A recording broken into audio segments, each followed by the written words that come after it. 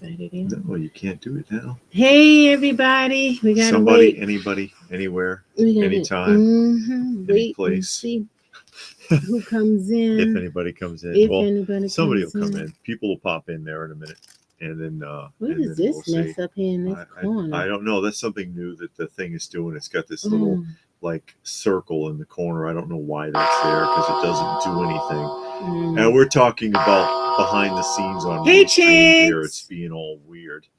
Thanks. How about tomorrow, Thanksgiving? Yeah. Hey, Chance. Hey, K Munin. And of course, how are you? Nostalgic is talking about that they are he's doing his weekly unboxing on Sundays at 3. Yes, he's chipping away. Yeah, which we will be there next Sunday. Yes. How many more boxes you got, Chance? Because I know you had 17 and you're chipping away pretty good, full steam ahead. And then, of course, tomorrow we will be at Joe Fest. Joe Fest in Augusta, Georgia. So that's where we'll be tomorrow. So we're excited about that. You know, getting out there, seeing what's what. Where are you in Dallas land? Oh my God. So they had the Ewing barbecue. Sue Ellen and little boy kissed. He's possessed, chasing Sue Ellen around all over the place. Yeah, he's stalking her. Bobby trying to buy Jenna Wade a boutique, so they got something worked out with that. Clayton asked Miss Ellie to marry him. Gave her, Miss Ellie, the ring. JR is trying to sabotage that, of course. You didn't do it. I don't like Sue Ellen. Nobody does. Sue Ellen's not bad. Ellen's she just want to be loved by somebody. Oh, he skipped last week, so he didn't do it last week. Oh, shame on you. He didn't do it last week. Just Jeff says the DFW show is in full swing, about to go host the swap meet. Hope you're doing well. Yeah, we're doing good. Yeah, we're going out to the Joe Fest tomorrow. We usually head out on Sundays to shows and stuff like that. Yeah. I have 300 long boxes I am working on. We'll tell you all about this collection offline. Oh, wow. Can't wait to hear about that. 300 long boxes. We can't find any deals. I know. We tried. We tried looking for collections to buy out. We cannot find it. So, it's like, whatever. Hey, Robert. How are you? Hope you're doing well. Did a little figure hunting during grocery shopping earlier today. Nothing for me. Well, it's hard out there. It's sparse. It's not like when we were kids and the toy aisles were just jammed. And it was like Father's Day. It was like magic. Okay. And now you go to the toy aisle and it's like disappointment. Yeah, disappointmentville. Like half the aisle is empty and everything's all dusty because it's been there forever. It's just you and a couple of dudes your age standing around in there. Yeah. Things have changed so much over the years. The magic is not there. Yeah, and they're taking out all of McFarlane stuff because I'm still trying to find some stuff from McFarlane. I didn't find it, but I'm cool with that, I guess. It's like whatever. Still trying to lean more heavy on the vintage. Yeah. But I don't know. I'm just where I am in the game right now.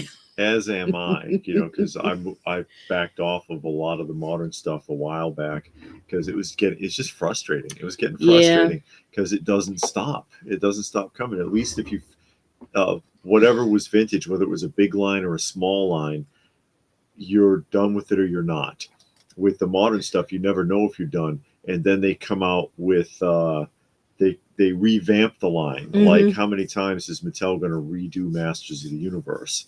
And make the same figures over and over. And it's overwhelming. Yeah, Robert, we're leaving out in the morning. Yes. To go to the toy show. The Joe Fest. Joe Fest. Yeah, we're leaving out tomorrow morning. So we're excited to go out and see that. In some stores, the shelves are literally a barren wasteland. But it's not a teenage wasteland. The shelves here are full, but they're full of Ninja Turtles. They're full of Hot Wheels. they're full of like the Barbie. Legos and Barbies Yeah. and all of that. But the boys section isn't that big. Hey, Black Knight.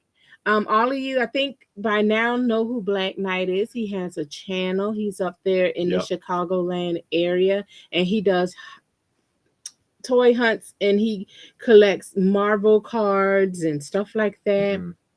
And he got a pop figure, I think a pop of himself figure. So he does a lot of stuff on his channel. Check him out. Those aren't cheap. Yeah, Those David pop was looking at yourselves. It's like, holy yeah, crap. yeah. David was They looking at get you. and that They what get you. like $50 a piece? And Raynard wants to join us in Mr. Peabody's Wayback Machine. Yeah, Yeah. we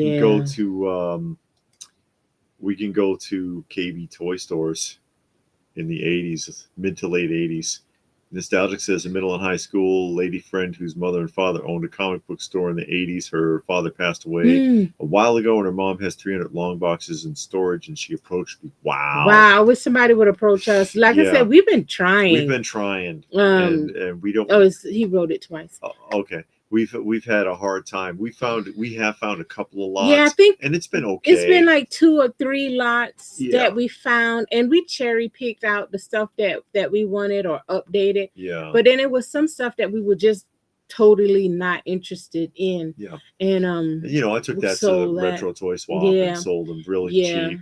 But we're looking to buy out collections for our personal self, not to sell. If you need to go in with that nostalgic, let us know. Yeah, he'll talk to us offline Yeah, he'll about talk to us offline. Those goofy Ninja Turtles are just they're ugly. Some of the new ones are pretty ugly. Just show y'all something. What you got there? I just finished reading a comic book series, The Ragman. Oh, okay. And if you've been watching my channel, I read the first Ragman that came out in the 70s. Yes. This is the second series that came out in the 90s. This series is way better than the first series, because in this one they actually give the costume a history and a backstory, and it makes it a whole lot more interesting than in the first series, where he found a costume and he just wore it as a means of disguise. But in this one, the costume itself is alive and it's on a mission, and it's actually a really good story. It's 8 books in the series. It's 8 books. It's one continuous story. He meets Batman in there. Oh, he meets Batman in the storyline. And it's a good read. So if you ever thought about reading Ragman, it's a good read. And DC used to do pretty good with those miniseries, like Haywire was pretty good, and the Weird. She saw one of my live unboxing on Facebook and wrote to him. Oh, okay. Black Knight says, yeah, his kids got it for Father's Day. Yeah, yes, the video. I saw the video, the Father's Day video. Okay. Hey, Sarah, how are you? Good to see you. Thank you for always stopping by and checking us out. We really appreciate it. And Robert says the NECA Ninja Turtles are the only ones worth getting, and they're nowhere to be found. I saw the NECA crossover. Not the NECA, I'm sorry. Ooh. The Ninja Turtle Masters of the Universe crossover. They look pretty decent. Hey, Raccoon Eyes, how are you?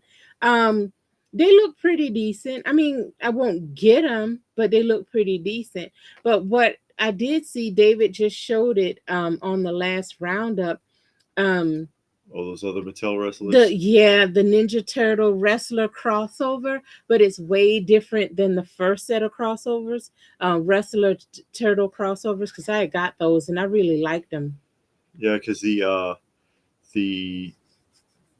who is it? The ones that they got out now are the wrestlers wearing basically like turtle costumes. Yeah, where it's before it was the turtles dressed as wrestlers. Yeah, and they were bigger too. Those were Playmates though. Yeah, those were Playmates. They came in the cereal boxes. I used to call them the thin, just window box, and they looked like a cereal box. That's right. Yeah, those were nice. They came out in the mid 2000s, I believe, and those were pretty cool. what was that? Black Knight says, LPH or David, have they ever made a Ragman figure? No. No. Who would do a good job? Well, the only one who's going to have the option to do that would be McFarlane. Yeah. And it sounds like something he would do because he picks out some oddballs from time to Yeah. time. But the it kind of needs to be soft goods Mm-hmm. with wire in the cape because it's flowing. Like I said, the costume itself is alive. Think Venom, because you know how Venom is like it's like an overlay of flesh and it moves Mm-hmm. and everything. Yeah, it moves and flows and everything. And Severus is here. Yeah. But no, the costume itself is alive and takes him where they want him to go. And you know, he spends the first couple of books controlling it and Mm-hmm. getting it under control. And he finally does. He finally gets the costume under control. And then when he wants the costume to have control, he just kind of yields it up and then he does what Yep. needs to be done. So, but it's a good read. Evening. Hope your Yep. weekend is going well. An early Joe Fest video circulating looks like a good show as usual. Can't wait to see your tour video. Yeah, we'll Yep. be out there We'll be out tomorrow. there tomorrow. Excited about that. And Munin says, "Oh, yeah, we did hear that. They Oh. said the acolyte. Apparently, someone that appeared in the acolyte is there 100 years before he would have Yeah, been born. It was yeah. 80 or 100 years. Yeah, Yeah. something like that. We've Because been watching. Oh, go ahead. they didn't follow the timeline Yeah. correctly. Big We've surprise. been watching Heels versus Babyface. Yeah. He's been doing a He does review reviews of that kind of stuff. yeah, of every episode, and he does really good reviews. The best one was Robin in the Hood when that show was out. Oh, that show's terrible. Oh, but he made it the Because he's best. extremely sarcastic and he makes fun of it as he go. Basically, he explains the episode to you. Yeah, like he's scene about by scene. like he's having a nervous breakdown. It's hilarious. Yeah, I honestly kind of I've never seen Robin in the Hood, but I honestly wish they would come out with a season 2 just so he can review it because I saw every last one of his reviews. We wouldn't watch the show. No, we won't watch but the show at all, but we'll watch his him. review. We'll watch him because he's just hilarious. Yeah, and the same with Acolyte. We've never seen the I wouldn't show. watch it because it sounds ridiculous. Yeah, but, yeah. But his reviews are amazing. And Spike is here. I've been to Toys R Us in Japan. Oh, okay. Oh, I wish US still had this. Sega arcade as well. Missing Aladdin's arcade in the mall. Yeah, do they do real arcades anymore anywhere except for like nostalgia purposes? Didn't they just open a place like Spawn? I think I've seen the Spawn suit, but I've never read Spawn. But yeah, it does have that look. The cape and everything flows. Yeah, it's just flowing. It moves on its own. This outfit's alive. I think they opened up an arcade in Marietta. We saw something. But it's an adult nostalgia thing again. Yeah. It's not. Yeah. Those days, the true arcade is gone. I don't remember how much the show I think price it's like is. $20 a piece. Yeah. It ain't cheap, but we won't go past $30. Yeah. So if a show, unless we get a pass, because some places we can get a press pass. If a show, I don't care if it's down the street, if it's $30 to get in, we ain't going. Mm-hmm. Yeah. I mean, sometimes you just gotta draw the line. Hey, Patrick. Patrick is here. How you doing? And $30 is too much. $20 is too much. Yeah, because you got to factor in when you go into these shows if you can't find a good deal on something, and that's where it gets weird. And I understand the dealer's perspective, but also obviously the showgoer's perspective.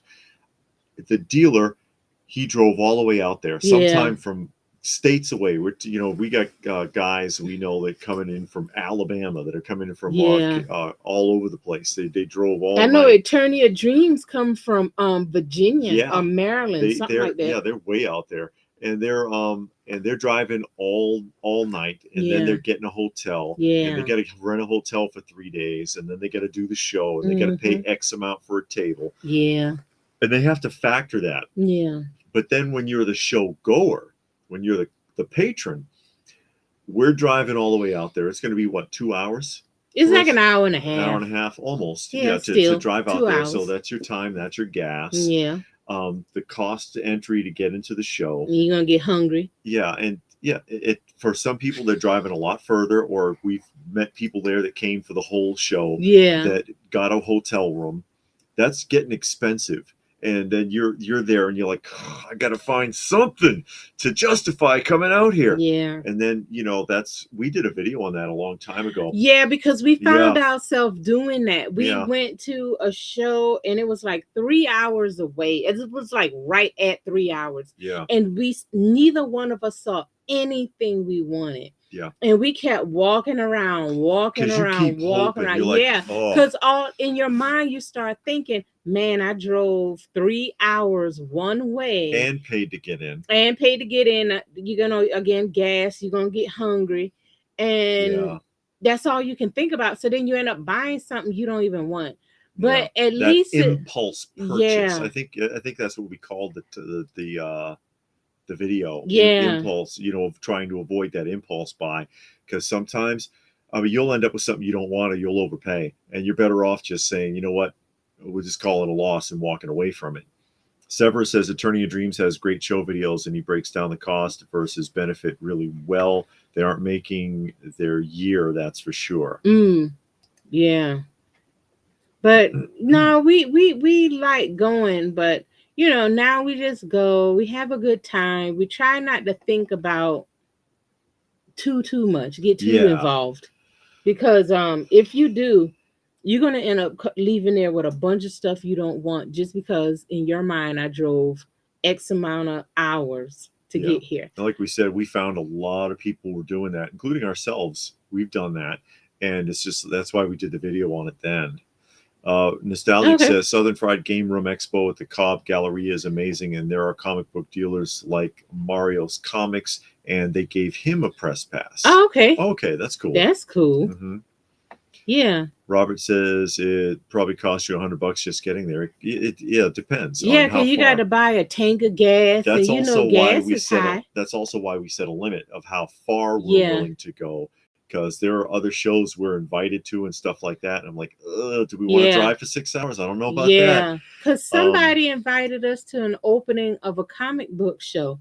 And I'm like, oh man, that'll be good. Sure. Until I saw where it was. And I'm like, that's a 6 hour trip one way. Yeah. Like we were invited to a show in Tennessee.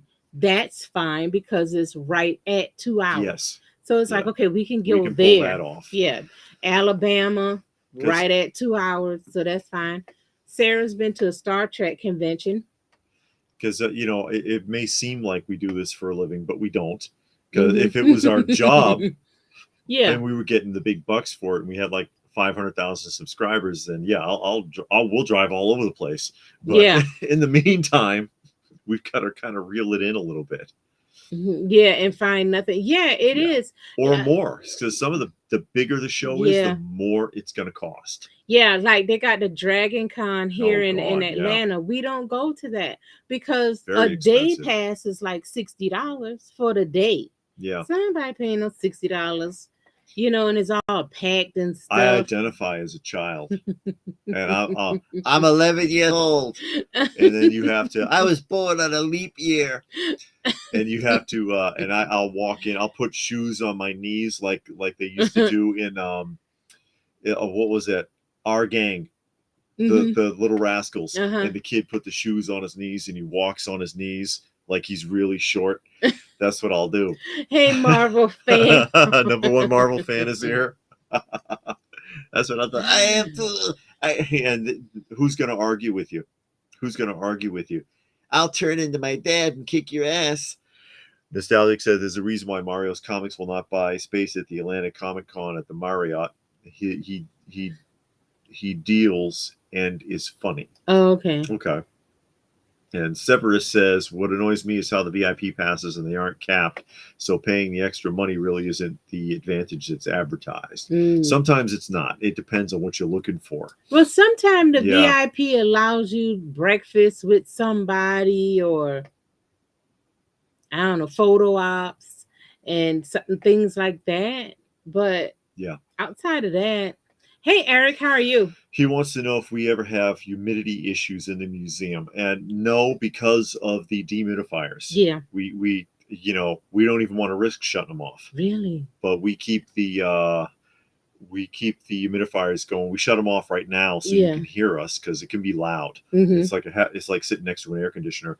But we keep them running 24 hours a day. Yeah. And we dump them out regularly so that there is no moisture in here. Yeah. I think the humidity in here is 40%. Yeah. Which is low. And also Yeah. the air conditioner helps keep Circulation. the moisture level down. So yeah, we don't have any problems with it. We have two dehumidifiers in different spots, so it kind of covers everything. Yeah. If we sometime we'll move it around just so it can be in another area, but It makes a big difference. Yeah, it does. It really does. Wow, it's mainly Funko Pops at Dragon Con. I would think and it would bad be cosplay. I'm just kidding. That's where the professionals go. Mm-hmm. Between horror comics, Trek convention, which costs more, or flea market? Flea market shouldn't cost anything. No, flea markets are free. Usually free. Jesus. In my personal experience, back in the day, the Star Trek conventions were always the most expensive. Oh, really? But I haven't been to one in a long time. Hey, Johnny. Yeah, Johnny Sachs. He says, do a good amount of dealers work with you on prices at the show. Yeah, I mean, most of them are willing to negotiate. Some of them do. Yeah. Some of them do. There are a few. Some of them don't. That are real hard asses. Yeah. They're stiff-necked people, as the Bible would say. But, we know one guy at the show in his shop. He will not bend an inch. Yeah. If he say that book is $55, you will pay $55 or don't buy it. Yeah. Period. Because you say, can you go down up? No. He won't even think about it. Like, no. No. Screw you. All right, dude. But that's the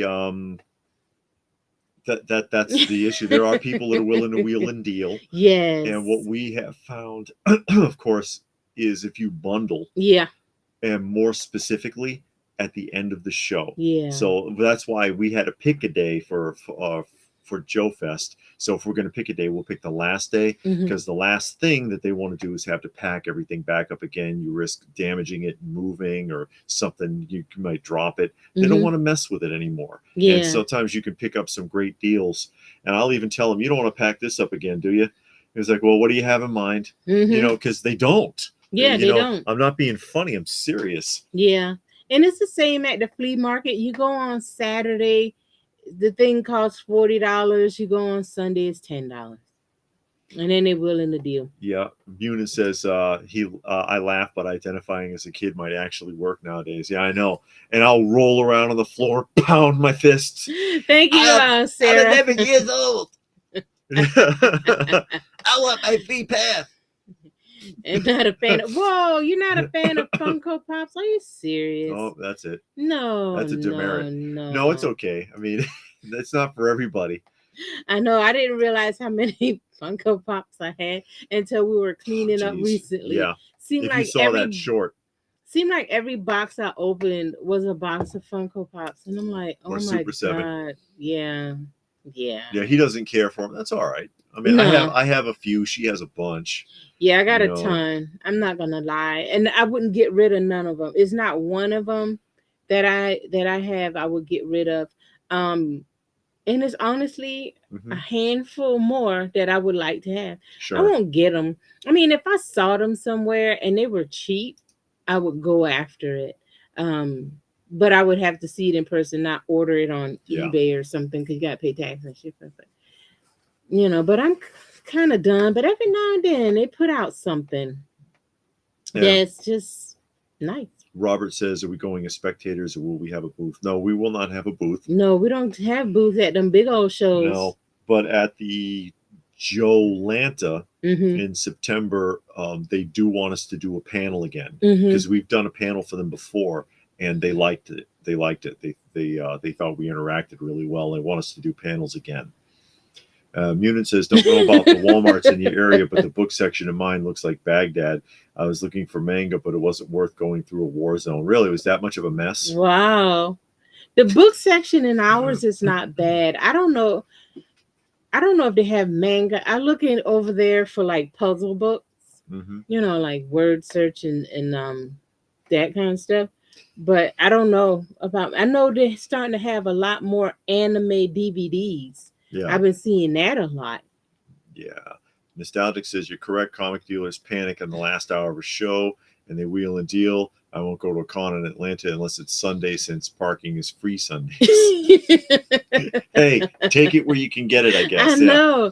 And then when you go to these major cities, Yeah. like at Joe Fest, you got to pay for parking. So now you got to throw that in. You got to factor that in because they have it at this convention center. Yes. And they got a parking deck across the street. You got to pay for parking. You drove 2 hours. You bought gas. You got hungry. You got to pay to get in, and you got to pay for parking. Sure. See, that's another thing to factor in. Yeah, it's another thing to factor in. I think that's about the only one we go to. They say you pay for parking at the Atlanta Comic Con, but no, the Comic Convention. Comic Convention, yeah. And they're wonky with it because sometimes you do and sometimes you don't. Yeah, it's like they forget, and then they leave the arm up. And then you're sitting there like, is the arm going to come down? Because you picked out a ticket. Yeah, you always get a ticket. But the arm is sometimes always up. They just don't bother to enforce it. They're like, yeah. nah. Yeah, it's like, oh, they whatever. Don't care. Yeah, So, which is just as well because yeah. why should you have to pay for the parking? They already rented your hall. Yeah, you know that should have been factored in. Raynard wants to know, outside of Gunsmoke, what are our favorite classic TV westerns? I used to watch Bonanza. I used to like Bonanza, and The Rifleman. I don't know if you know any others that you. I don't watch none of that. I just watch Gunsmoke. You just watch Gunsmoke. The only reason why I watched Gunsmoke is because when I used to go visit my parents, that's all they watched. Grizzly Adams. And then I watched it, and it wasn't bad. So I'm not trying to be all up into the westerns, but if I see something, if it's on and I watch it, I'm like, okay, I can tolerate this. I've seen 1 or 2 episodes of Bonanza, and it wasn't bad. Do I want to invest that time show was on for a long time? I don't know. I would have Michael Landon's in it. Yeah, it had Michael Landon in there, and it had dude in there from that Battlestar Galactica. They're one of the few westerns to have action figures. American Character made action figures of them in 1967, but they didn't do Hoss. No, they did Dad, Little Joe. Oh God, what's the other guy's name that always wore black? I can't remember his name. And a villain, but they didn't do Hoss. And they did the figures, and they did the horses, and they did 2 packs with the figures and the horses, and they did a ranch play set, and then they dropped the project. Wow, that must mean it was that day. There's some bad kids in there screwing around. Yeah, because sometimes when you go to like where the Funko Pop section is, it's just spewing all over the place. But then sometimes it's nice and neat, and you can tell somebody just fixed it. Yeah. From what I understand, though, is in that adult toy collector section that they have set up, that there's actually a vendor who comes and works that up. And so they don't usually mess with it.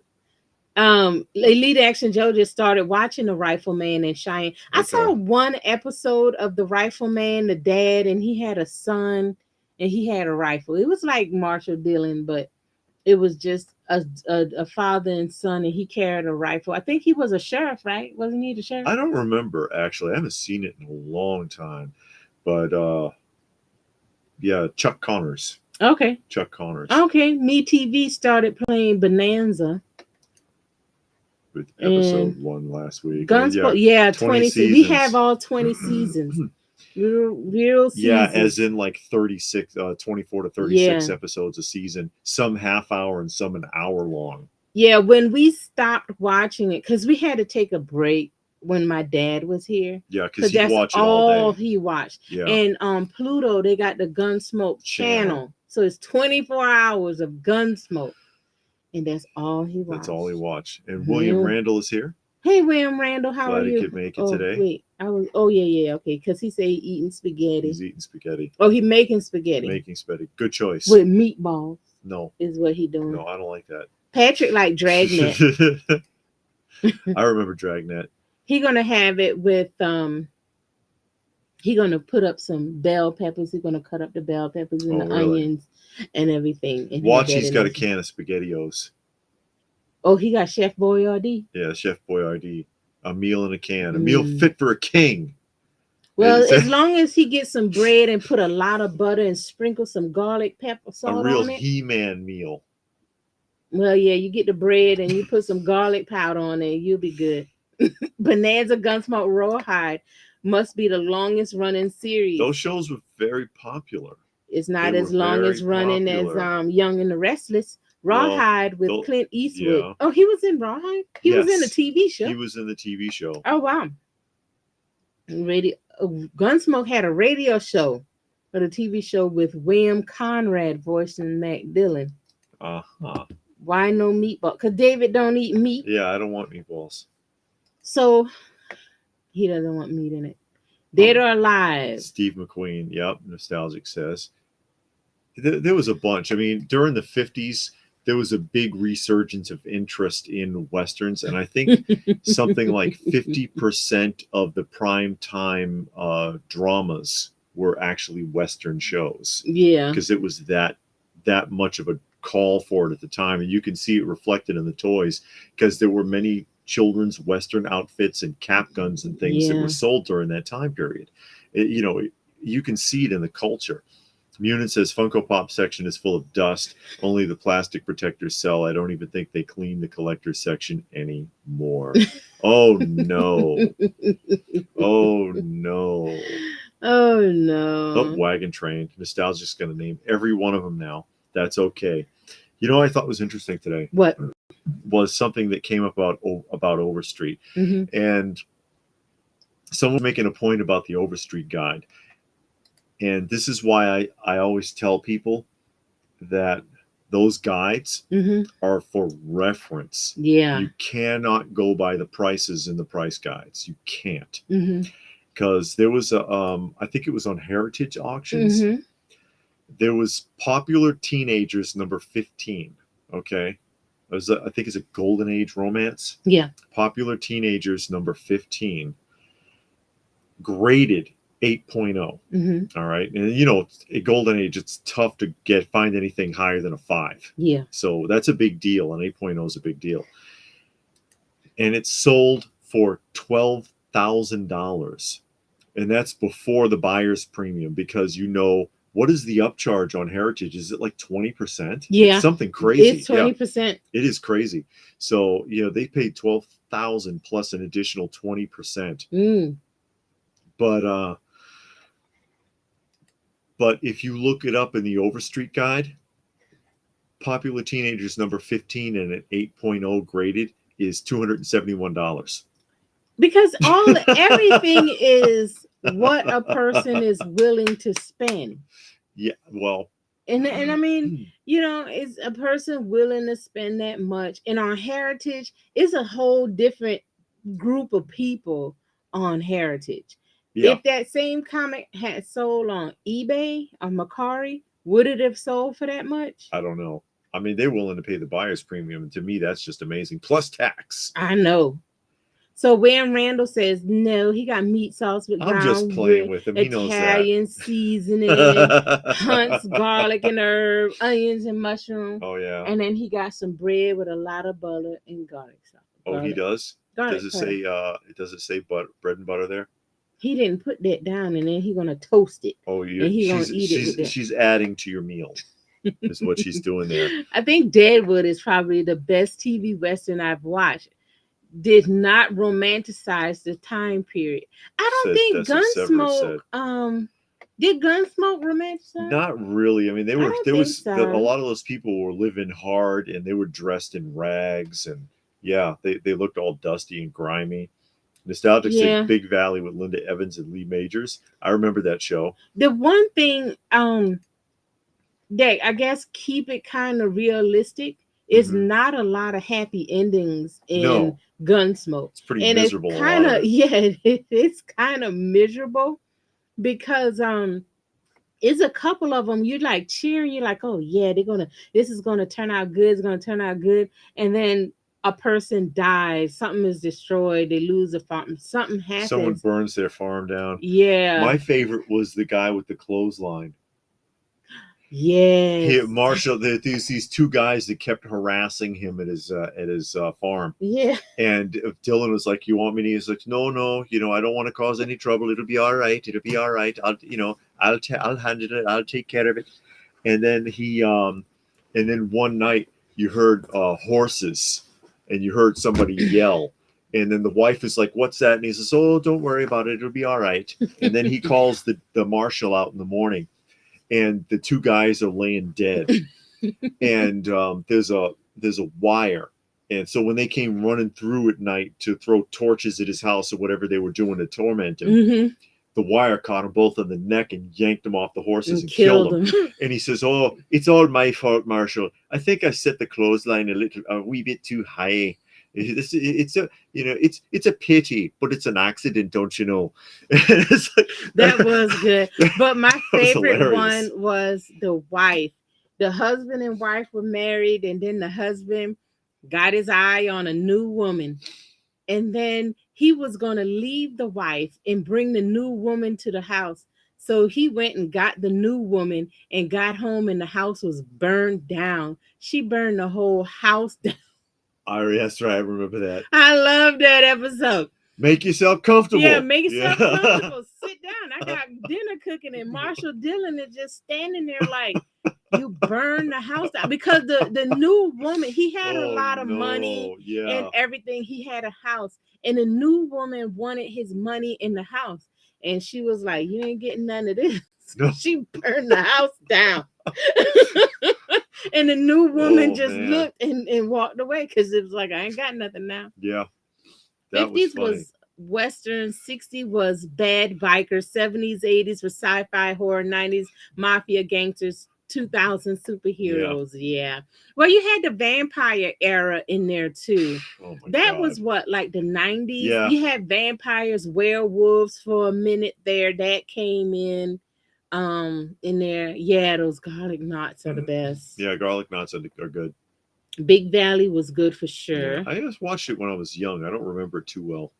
Williams, he's going to top his plate of spaghetti with grated Parmesan. Parmesan. See, now we talking. We got some good things going. Oh, hey, no. David, how are you? David McNichol has joined us. David McNichol will making everybody hungry. Black Knight says, "What con you guys haven't gone to that you would love to go to one day? Maybe the Ohio, the big We've Ohio." Heard a lot about the Ohio. I want to go to the Heroes Con too. Oh, okay. So those two, the Ohio and the Heroes Con. Yeah, because we've been to the Kane County, but we were living out that way, so it wasn't so hard. Mike High Comics Tour. Okay. Okay. Amazing shop, but prices are way out of this We've seen a few of those videos, not this particular guy, but we've seen those videos where they go to a tourist store and the prices are like nuts. See? Make matters worse. I have everything I need to make it right in my kitchen. See? There you go. Like the Jimi Hendrix song, House Burning Down. Yeah, that woman was serious. Yeah, she set fire to the house. You won't get nothing now. Yeah, you still want him? And she kept telling the husband, she just wants your money. She just wants your stuff. And she was. Yeah, she was. And the wife saw it quick and tried to keep giving him another chance, but he wanted to bring the woman home. Yeah. So she was like, "Okay, two can play that game. I don't have proper bread for." You don't need proper bread. You just need bread, period. And you just lather it up with a lot of butter. Oh, here we go. And some garlic powder, and then coat it with that Parmesan cheese. You could, Nichols wheat bread. Oh, yeah, you probably, no, just forget it then. I think with all the gender-driven programming now, there's a clamor of older shows, as I'm seeing many more available already. Says Johnny Sachs, and that's true because it was a lot better. It was a lot better back then.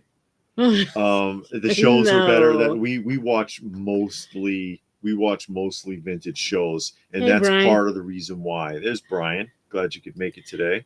We saw a video. We had to stop watching it, and it was talking about 80s movies that would be banned today. Mm-hmm. And you could tell by the first 2 minutes where this was going. So we had to turn it off. But I've been seeing that a lot.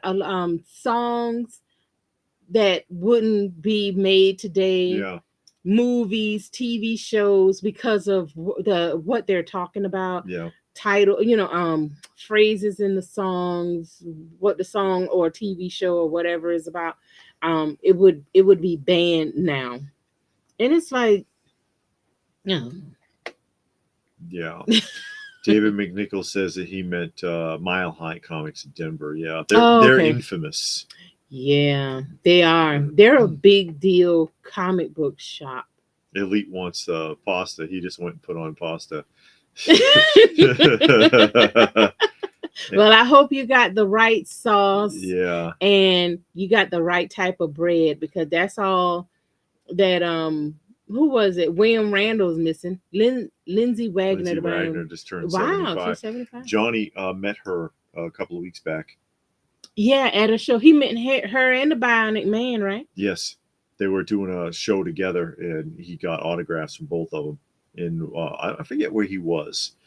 Raccoon says, same with Yeah. comic shops are telling me they're running out of back issues and new books are sitting. No one wants the woke stories. Yeah, and we talked about that plenty of times because we talked to a lot of vendors, especially at the comic shows, and Yeah. many of them have gotten away from the new orders. They call up Diamond Distributions and said, you know what, just take me off Okay. your list. I don't want anything else. I don't want any new stuff because everybody wants the old product, even the Copper Age stuff, even the 90s books. Mm-hmm. You know, they'll eat them up. The stuff will move. Mm-hmm. But the new books, and the only thing that sells from the new books is the variant covers, but you got to buy X number of the new books to get those, and then Yeah. you got bricks. You Yeah. got stuff that just sits and sits and sits, and you can't give it away even like at a dollar an issue. William just put up his Okay. mail call from Big Bad Toy Store. Um yeah, a bunch of stuff is starting to come in at Big Bad Toy Store that I Yeah. ordered. A Ninja Turtle set just got released. I think another set of Thundercats just got released. So it's sitting in there pile of loot Ugh, until pile of loot. until it gets till it comes near the end of its time, and then I release it. Yeah. I don't know. I don't know if I don't think I regret buying this stuff Mm-hmm. or ordering it, but I don't feel all great about it. I Yeah. don't know if I don't think I regret it though. I think, okay, I probably could have did without that and still feel fine. Yeah. You know. Annie site. Amiami's site has Okay. been putting a ton of anime figures on sale, even the type of anime girl figures LPH is very fond of. I think she's being sarcastic. Yeah, You know, because like I'm not fond of them- no. The girls with the you can actually strip their clothes down. Yeah, with the big breasts and no, Uh-huh. and like the little schoolgirl outfit and the gigantic That eyes. Lolita outfit, like Sailor Moon. Yeah. And David McNichol says Transformers just came in at Big Bad. And that's another one that they never stopped making either. The Yeah. Transformers, man, they just and all these third parties Yeah. cranking that stuff out. I am gonna start. Well, it's just one more Transformer that I want, and that's Starscream. Mm-hmm. And I am going to pursue the original Starscream and try to get, because I always try to get the Takara if it's not too bad. I lucked up and got the Megatron, which it was just a Walter P, because it was on bids and everybody slept on it. So I got that ultra cheap. That's the G0, the Yeah. 1974 Megatron. Yeah. If you've never seen it, I can grab it. But yeah, the 1974 Megatron. Because that's when they started making those, the Diaclone stuff. And then and then Hasbro, of course, cut a deal with the Takara manufacturer and remade it. Some of them. There's stuff in that catalog that was never redone, that has never to this day been remade. That's really fascinating. Transformers. The catalog's in there with it. Yeah. I saw that. I didn't watch it, Mhm. but I saw it, and I said I was going to watch it later because I wanted to see what he was saying, because there's a lot of videos out now talking about comic books and how the comic book market is dropping. and maybe now is the time, and I'm kind of hoping because Time it to is. buy, because Yeah, it's like a roller coaster. It goes up and down yeah, from year to year. I'm hoping that it is about 2 3 books that I really want, and if the price comes down I'll be happy because then I don't have to pay like ridiculous There's prices. Jesse say what? Hey Jesse, how you doing? And Nostalgic says there's a Tom and Jerry cartoon from '65, The Mouse from Hunger, which is banned due to flashing lights causing seizures in children. It was a parody of the man from Uncle, and he's got an 8 millimeter. Yeah, he collects a bunch of 8 millimeter or 16 millimeters film reel movie projector. I think I remember that one. I think I remember that one. Biker mice to come back in stock at Big Bad. Biker Yeah, they did mice. at the last Toy Lanta. It was a lot of biker mice there. We saw a bunch. Yeah, The that was a original, surprise. Yeah, yeah, the you original, don't and a normally see couple them, of remakes, but it was a lot of including the original. cycles. Yeah, And I think I showed those in the highlight reel because you never see those. yeah, we saw that one. Hmm. David showed that I think on the A while roundup. back, yeah. Didn't you? Hey, happy Saturday Oh, he's on been to the three channel years. 3 years. Okay. Well, we're glad you're still here. Yeah. GameStop has a special where if you buy $25 worth of Hasbro Transformers, you get a free comic. What comic? At GameStop, they got comics? Yeah. Problem is, it seems GameStop doesn't stock Transformers in their stores. You I was got to at order it GameStop online. Friday. I was actually looking Really? for some McFarlane figures. I was. I wanted to see if I could find a couple of things McFarlane. GameStop's hanging by a thread. Yeah, but I ain't see nothing from no McFarlane. Severus says social consciousness changes so fast now, like unlike prior decades, making nostalgia a powerful selling tool. Hence the demand and price for the older stuff. Yeah. Hey Tommy. Tommy Fletcher is here today. Thanks for joining us. Yeah, I was in there and nearly all of their toy stuff was on clearance. Like the game stuff was regular price, but all of their toys were on clearance. The new 24-hour a day national network launches on June 25th. Oh, the Me TV Tunes. Okay. Yeah. We don't have that. I think you got to have, it's not going to be like an app or something, right? Isn't it going to be on over the air television like regular TV? Because we don't have regular TV. That went away with that stupid digital thing. So I don't think we'll be able to see it unless they come up with an app that we can download and it's free. On the topic of nostalgia, what are kids today going to have? We Nothing. actually did a We did video a on that, video on that a K-Munin, while back. yeah, a few months back. What would kids today have in 20, 30 years? Yeah, What 'cause- would they be longing for or want to go back and Yeah, buy? they'd be like this. Do you want to see what I had for dinner at Red Lobster in like 2022? Because it's on. I still have it on the cloud. What do you have? And I've quoted Rob Van Winkle before. Yeah. Vanilla Ice. Yeah. That he had said in an interview that he made basically the same argument. He was like, they haven't. Nothing culturally significant has happened since the iPod, and that was in 2003. Nothing has changed. Every year looks like every other year. Okay. So what do people have to look back on? What do Nothing. people have to be nostalgic over? Yeah, there's really nothing there. It's crazy. I don't know when this channel started. I don't remember either. It sound maybe 2016 or something. I don't know. Around about that time, maybe off a year or so. But it wasn't before that. I think it was more like 2016 or 17. Mm-hmm. Hey, Mick. Mick C. My wife and I say hello. She collects pop. Well, hello. Yes, pops. And there's nothing wrong. Nothing wrong with that. It's over the air with an antenna or a friendly streaming service. Mm-hmm. Or a friendly streaming service. Or on friendly. He says it's in a local affiliate in Atlanta for Me TV Tunes. Pokemon. Are Me TV Tune or Pokemon? Mm-hmm. They're going to be nostalgic for Pokemon? I don't know. Pokemon cards, Magic the Gathering cards. Maybe.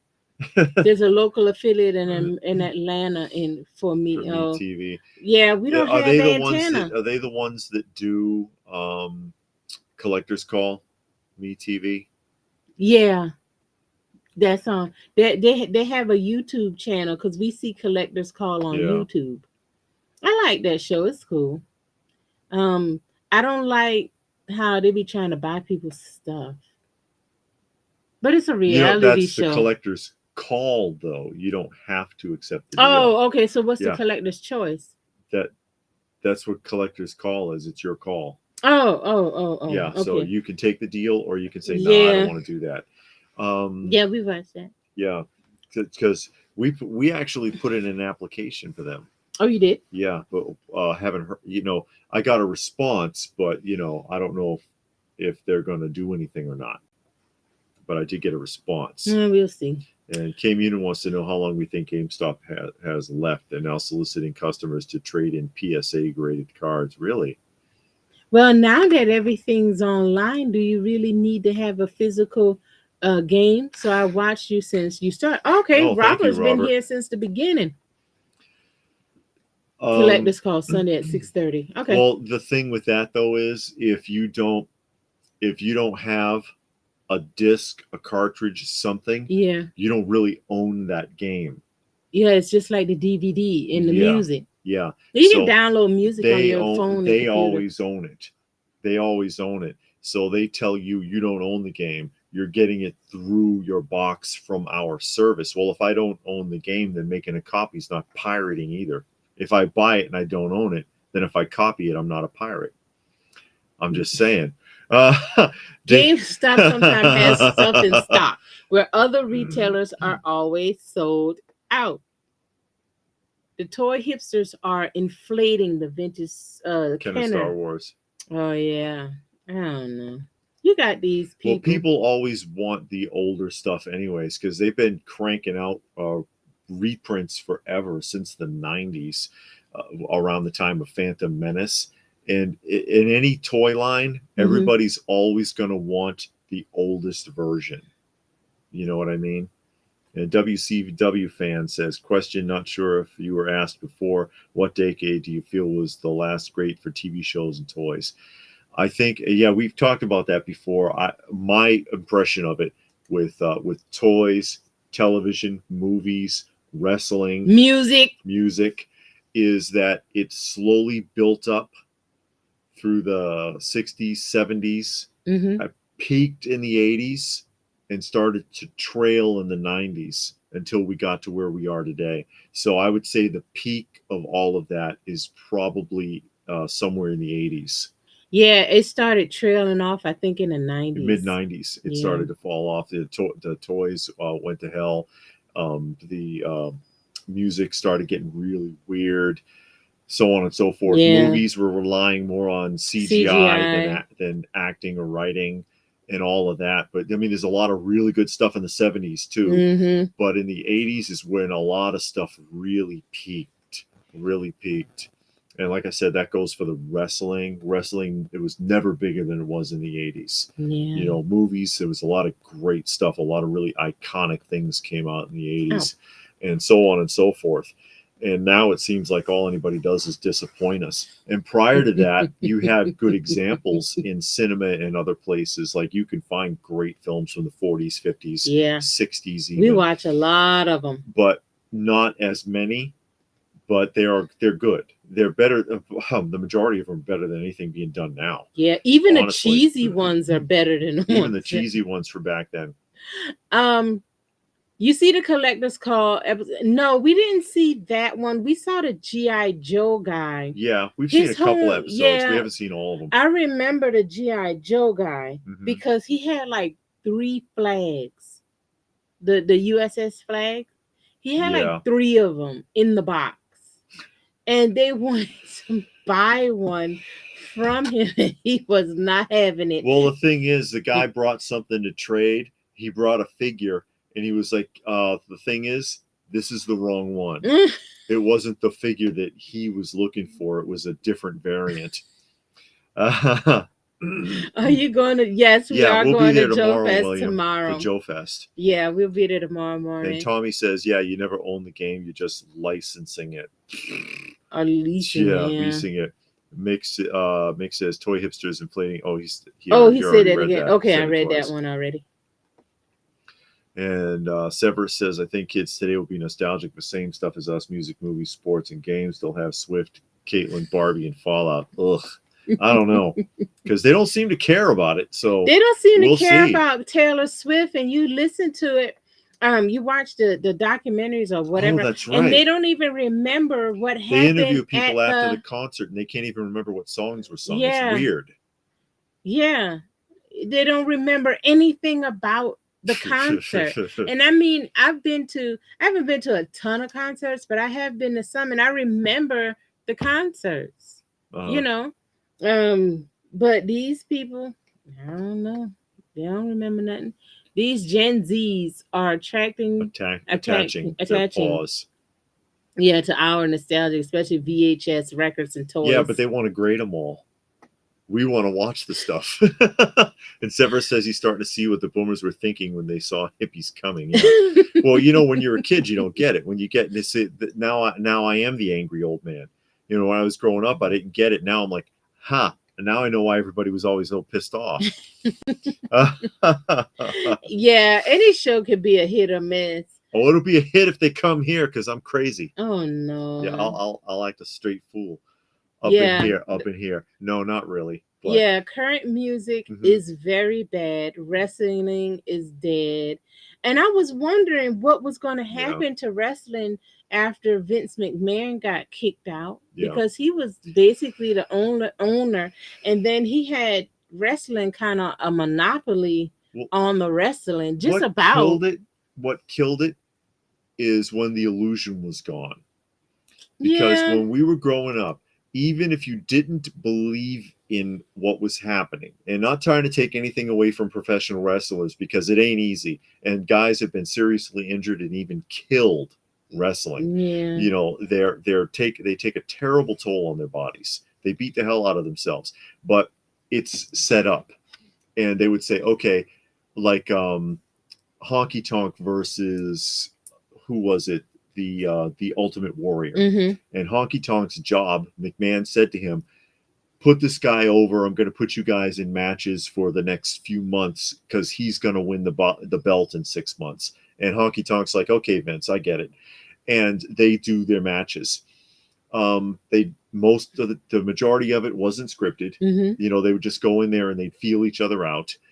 The shoots weren't scripted, and they would never be out of character. Never, even wherever they were. And I've cited it before in Hulk Hogan's book. He talks about getting arrested in Florida with the Samoans and screaming on the phone at Vince McMahon because he was like, these two morons won't talk. He was like, they can speak freaking English, Vince, and they will not speak. They're sitting there going, and, because you're not out of character, because you have to always put on the act. When they dropped all of that, it just ruined it. In my opinion, they ruined it, because now they're like, oh yeah, it's all bullshit. Oh well, we make it all up. And it's like, well, the illusion is just dead. Yeah. Even if you thought it was all fake, you always kind of wondered. You know what I mean? And then now it's very heavily scripted, and it didn't used to be. Yeah. They used to improvise everything. When they went out there, it was like, hey, go do a shoot. Okay, grrr, and they just flip out. And some guys were good at it and some sucked. But the ones that were good at it, that's how Steve Austin got over, because he was the ringmaster and wearing a top hat and a cape and crap. And then they moved him to, I think, another division. And because he was injured, and he was like, well, I'm injured. You want me to do a shoot? And he was like, what am I going to do a shoot about? I don't even have a persona right now. And he was like, just make up anything. Just make up anything. And some guy was quoting 3:16. He was doing some Bible bit. And then Austin grabs the microphone. He says, you want 3:16? How about Austin 3:16? Because I got a bone to pick. And he just vented because he was upset. He got dumped to the crappy wrestling arena. he was cut from the Big Show. Basically, Mm-hmm. he was injured, and he just went on and on and on. And people loved it; they ate it up, and that's where the Austin 316 came from. Oh, okay. That improv meant something, and it's just dead now. They now you watch it, and it sounds like they're reading cue cards, and it's awful. They probably got teleprompters. They might. T. Stewart said, "Neither of us collect Robotech or Macross." I used to have the whole Matchbox Robotech Oh collection. no! Yeah, it's part of the collection that I lost. Don't get him I started. just never got back to it. Tommy says they can't remember what songs are playing on the show tape. Yes, because it's probably lip synced anyways. Yeah. People trying at concerts are too busy get focused with on their phones and taking all of these pictures. Says Elite. And all of that. And Stone Sour made a cat donation. Much appreciated. But when I used to go to concerts, cell phones wasn't that big yet. I don't think they even had the cameras out. You still had to use your lighter. Yeah. Cameras weren't allowed in most of them. Yeah. You couldn't bring a camera. So you didn't have that problem where everybody was there. Because even on the commercials, they show that one commercial. I can't remember what phone it is, but the people are at a concert, a pole is in the way, a person is in the way, and the camera takes all of those things out of the way so you can get a full picture without obstruction. Yeah. And it's like, why don't you just watch the show? That's the last time I was at a wrestling event with the kids in Topeka years ago, way back. That was the deal, because they had the jumbotron over the door. Everybody's sitting there like this. Wrestling rings over here. Nobody's looking at it. And it's like, what'd you come here for? You see that in church too. Yeah. When they started bringing the jumbotrons in church, they would have two. Yeah. And then at first they would only use it to put the words to the songs. Then they started putting the preacher up there. So now everybody's looking at the screen and the preacher's standing right there. And I looked around one day. I'm like, what are they looking at? And they all looking at the screen. I could have stayed home and I wouldn't have to pass the plate. Yes, you could have kept your money in your pocket. Walmart current toy aisle is sad. Yeah. Nothing but peg warmer since last year. Before last year. I know. It's been there for a while. William says he ordered nostalgic trucker hats, Kmart, Hills, Lawson, and Kenner. Those are nice. There you go. We saw some nostalgic trucker trash cans, like the CB. The ash cans, yeah. The CB, and they got all of the CB jargon on it, and it's two different ones. And I'm like, man, I'm getting that. Because, we collect the trash cans, the lunch trays, the TV trays, and the lunch boxes. You remember when you had an old metal ash can? Yeah. They used to call it in your house. It's like 13 inches tall. Because they don't cost a lot. No, the majority of them are pretty. Yeah, unless reasonable. They're like the Masters of the Universe one is kind of expensive. Jason the Wheeled Warrior. Yeah, that one rare. Is real expensive. Yeah, pro wrestling is like politics. It's all stupid. Imagine paying for a concert or live event only to be looking at your phone the whole time. And those or the concert's behind you and everybody's like this. Hey man, totally watching such and such, man. And you see people in like that big behind you. Arnold Schwarzenegger does that at the strongman competitions. Because they show, it's all about these guys back here. You know what I mean? It's look at that, that's amazing. And it's like, all I see is your face, Arnold. That's all I see. Vintage Star Wars figures all day long at I guess I can find vintage Star Wars figures all day long at antique stores and flea markets and not pay outrageous prices. Okay. Blue Snag for under $20 about that's a pretty good deal. weeks ago. Yeah, that's a good deal. And Nostalgic says, remember when Target chose to mix the boys and girls toy line in one section?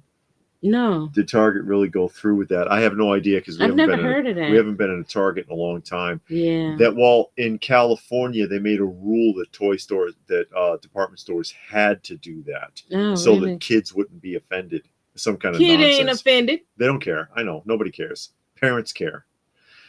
They pretend to. WCW fan says he still likes wrestling. However, for me, it died when dumb AOL sold WCW to WWE. They should have never been able to buy WCW because that's what started the decline, in my opinion. You might be right. Well, they went too far with some of the stuff they did on Yeah. there, like having Chucky on there and having Jay Leno and his chin blaster move where he ram his chin into people wearing like 50 sweatshirts so that you couldn't see how fat he Oh is. my god, that was padding, so when he hit the mat, he wouldn't hurt. We talked about that toy then. Oh, We haven't watched Acolyte, says but Deg's Toy Den. yeah, Yeah. but we watch Heels versus Babyface, and Yeah. he does a Review. review of every episode. So we watch that. And he has 3 strokes and 2 heart attacks in every episode because he goes nuts. He acts like he's like the people are ready to put him in a straitjacket. Yes, I'm with you, K Muni. Who's going to be offended? Only adult collectors in the toy aisle these days. Uh-huh. Well, maybe because you do see young kids with them brat dolls and that kind of stuff. That's the Yeah. only time I see kids in the little girl aisle. I'll see Uh-huh. them looking at those brat dolls. I don't hardly ever see little boys in there. Or Monster High. Oh yeah, No, but a Monster lot High. of adults collect the Monster High dolls, though. Extreme Championship Wrestling was my jam in 88. ECW. 98. Sandman. Oh, 98. Yeah. Sandman. Well, that was they were messy. They were that's Oh, where yeah? a lot of cutting and stuff. They were pretty messy. it's Severus quite likes divided. the Acolyte, but the fan base is divided. Yeah. Yeah, you're gonna find that. That's in everything. Sure. It doesn't matter what it is. Yeah, You're it gonna doesn't have matter. division. Oh, I like it. Oh, I don't like it. It's with the canon. It's not. Yeah. They added this. They switched out this person is all women, is all men. Who cares? I mean, I just like good story writing. If it's a good story writing, good dialogue, and it's acted well, I can get behind it. You know, but if the storyline or the plot is like some things I can go with, okay, that's kind of stupid. But if it's like so ridiculous, you just can't look past it, then it's like, no, this ain't worth it. Because I like cheesy movies. So I can go with a bad storyline if it's done in a way that's kind of, I don't know. It's kind of weird, but they're not taking themselves too seriously. Yeah, and it's like kind Sharknado. Obviously, they know that it's ridiculous. Yeah, Sharknado. You got tornadoes full of sharks. That kind of movie I can watch. Fire Tornado. That's a good one. No fire tornado. Like those underground earthquake. Where the hell else is it going to be? I mean, seriously. And they need the army has to use nukes to fix it, and the army war room is like obviously like a suite in a hotel room where they set up like 3 computers on a table. Yeah, and there's only one general for some reason at the Pentagon. That kind of stuff. We saw one. Oh, and man, they had like, I don't know, like the NASA headquarters in this office, and then everybody was in the military, and they had this female general. She had on the jacket of an army general and like regular pants. It's like, you couldn't even get the uniform right. You could have went to any Army Navy store or Army surplus store and just buy a uniform. They didn't even try. I wish there was an actual toy store that wasn't half toy store and half baby store, to see the actual toy store, maybe with the train section or race car set, maybe some video games playing. Not anymore. Those days are long gone, Robert. And David McNichols says, are we into going out of state and visiting famous comic book or toy shops? We talked about that. It depends on how far away it is. Yeah, we've been invited, but I mean, it's, working that out. And Spike says episodes 1 and 2 were okay, 3 and 4 were not. But hey, what are you gonna do? You take it as it comes. I don't watch the new Star Wars show. It's fake and run by people who don't like. Well, some of the people have actually said they're deliberately trying to upset people. We've heard that from producers at Marvel and Disney Studios, who are like, "Oh, well, we like to upset the core audience." Why? Do you not want to make any money? I mean, that doesn't make any sense. But it seems like that's a Yeah. dumb goal. Hmm. It seemed like that's just like a ridiculous goal. Oh, my goal is to spend $1 billion making a TV show so that people can hate it. Yeah. Congratulations. You succeeded. Yes, you succeeded. He's talking about your Chewbacca figure.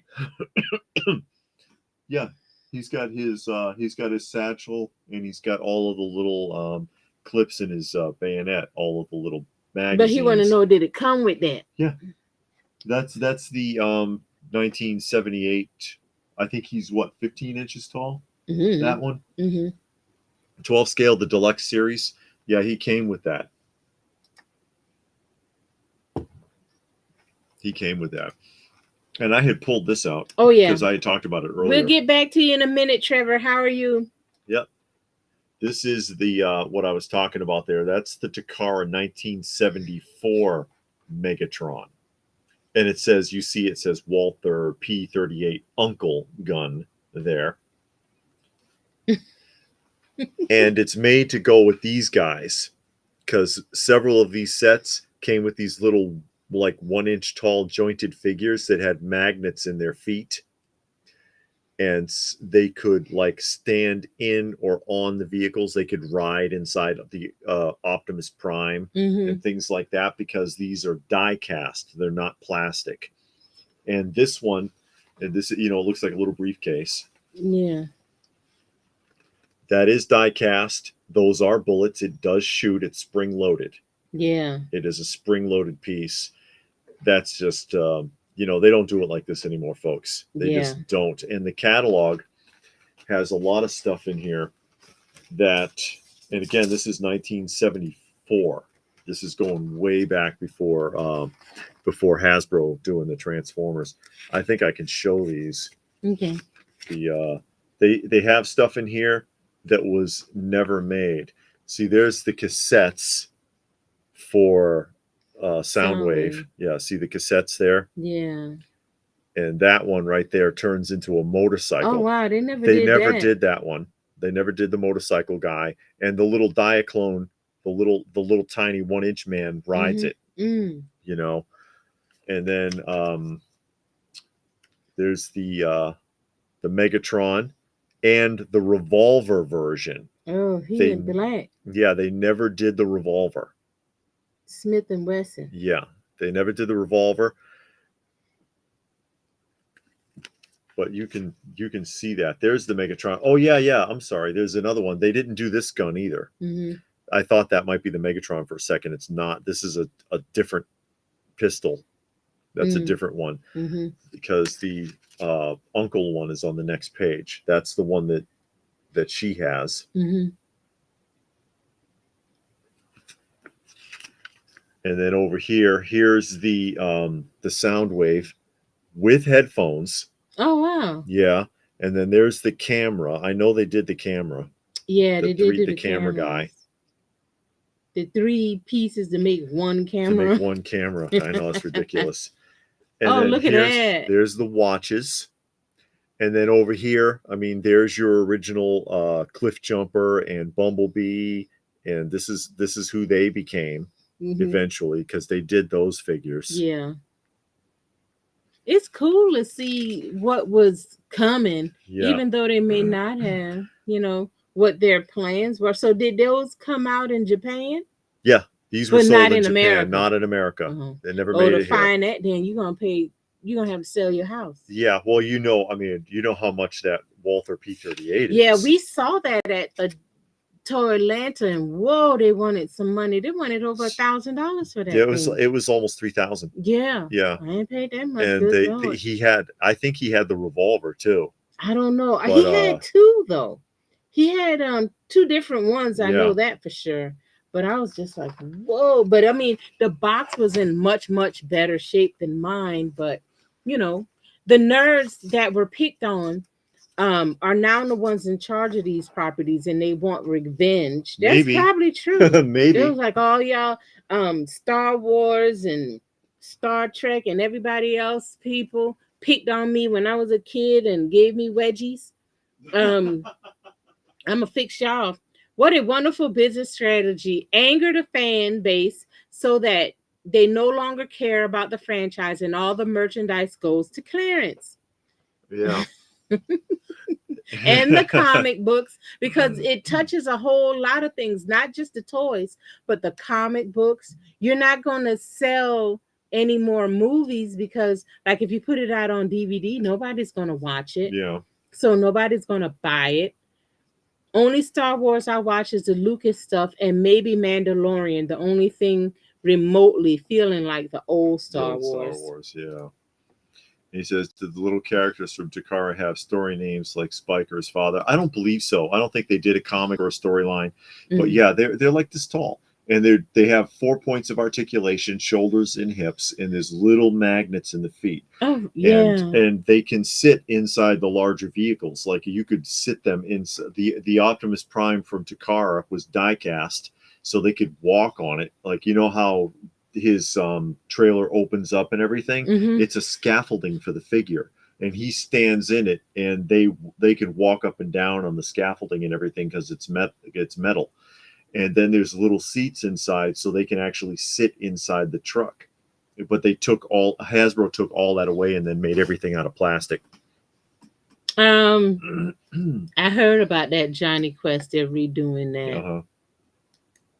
I don't know, because we saw the original Johnny Quest and then we saw the one from the 80s or 90s, and the one from the 80s or 90s was not good. 80s, it wasn't good. The 80s Saturday morning when they tried to bring it back, it was terrible. The original 60s one is really well done. Yeah, the remake was bad. Yeah. Yeah, Robert, you can still buy them, but they're going to be Takara. The original Megatron from from what, Mattel, Hasbro was a gun, but not the remakes. Like, they had the Walmart reissues, and they made him the tank. A tank. Yeah. Yeah. Because I remember seeing it and I was like, is that right? I always remembered that he was a gun. And then then I saw that that's how they fixed that, because you can't sell guns. Saw that one G.I. Joe carrier graded in some other guy's to Atlanta video. It went for $42. Did it sell for that, or is that what they wanted? I don't know. Robert says they never had a storyline for the small figures, even the figure with Convoy, aka as Optimus. Yeah, I don't think they made up any stories for those in the Takara. I could be wrong. Sever says, you know what, though? I love all Star Wars, even Disney content, but I'm completely okay with people who don't. We can still coexist. Yes, right. No, we can't. No, it's okay. But the internet is vile, though. You are right about that, because people will nitpick. They will fuss and whine and fight. And yeah, they'll fight you over that. It ain't even worth it. No, it ain't that serious. So what? You like the show and other people don't. It doesn't mean that you got to hate each other. We say that about a lot of things: movies, TV shows, music, how you collect toys and action figures, how you display them. That's all up to you, because that's your money you paying. What do we care? All we know is that we enjoy the same things, so let's focus on that. We both like movies. Let's talk about the ones we like. Let's talk about the ones we don't. We like collecting toys. Let's talk about that. Who made it? When did it come out? Blah, blah, blah.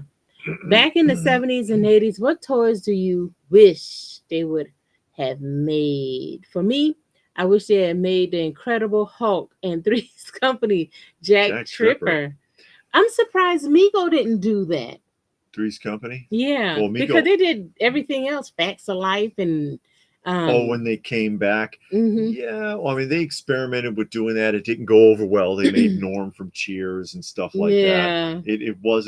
That was not working out for them, because what the fan base really wanted was the sci-fi stuff. They wanted superheroes. They wanted Planet of the Apes. They wanted horror.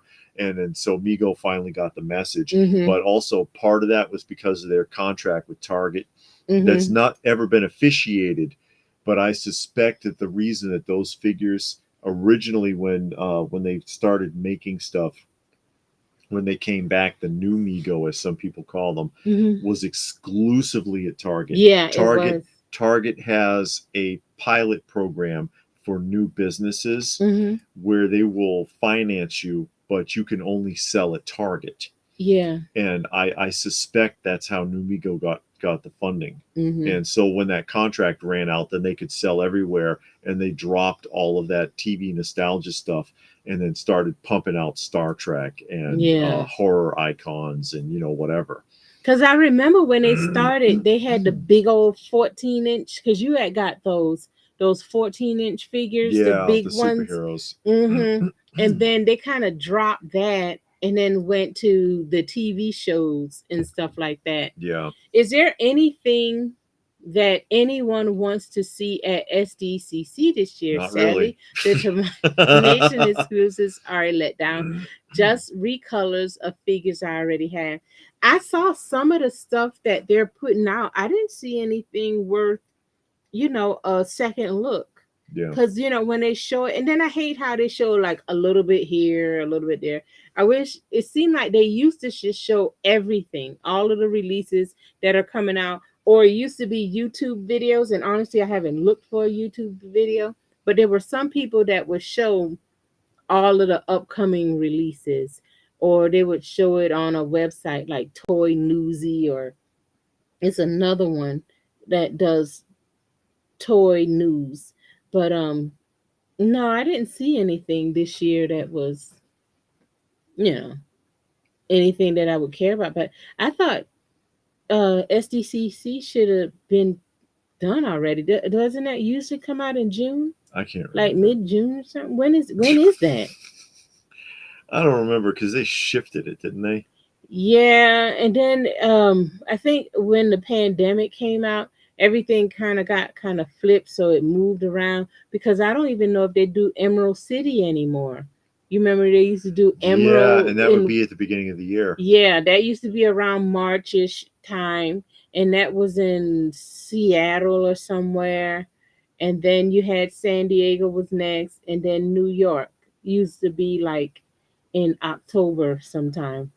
Oh, but then they had the toy show where it was just reveals at the beginning of the year.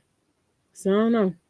Yeah, plus New York Toy Fair is coming Yeah, the up, and New that York Toy New Fair. York That's a. Toy Fair. Well, that hasn't come up yet, But it but used it to come out should. at the beginning of the year, like No, in I don't think so. January. I thought. I don't think so. Oh yeah. No, Oh it comes in. That comes up later in the year.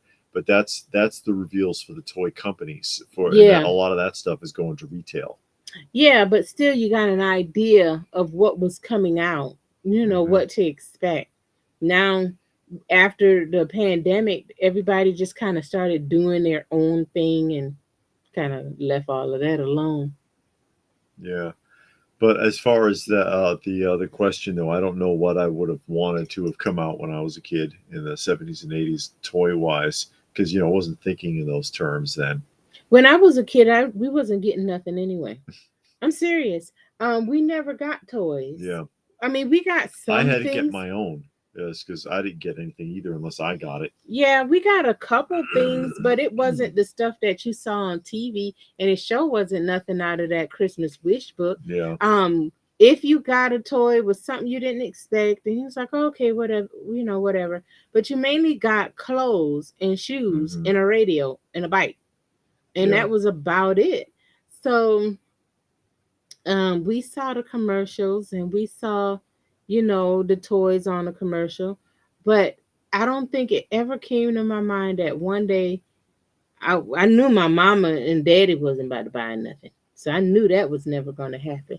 And we never even been to I never been to a toy store. That's why I'm always like kind of fascinated when I see videos or pictures of toy stores, because I never been to a toy store. We had like Walmart and Kmart, but we never went to the toy aisle. Just didn't happen.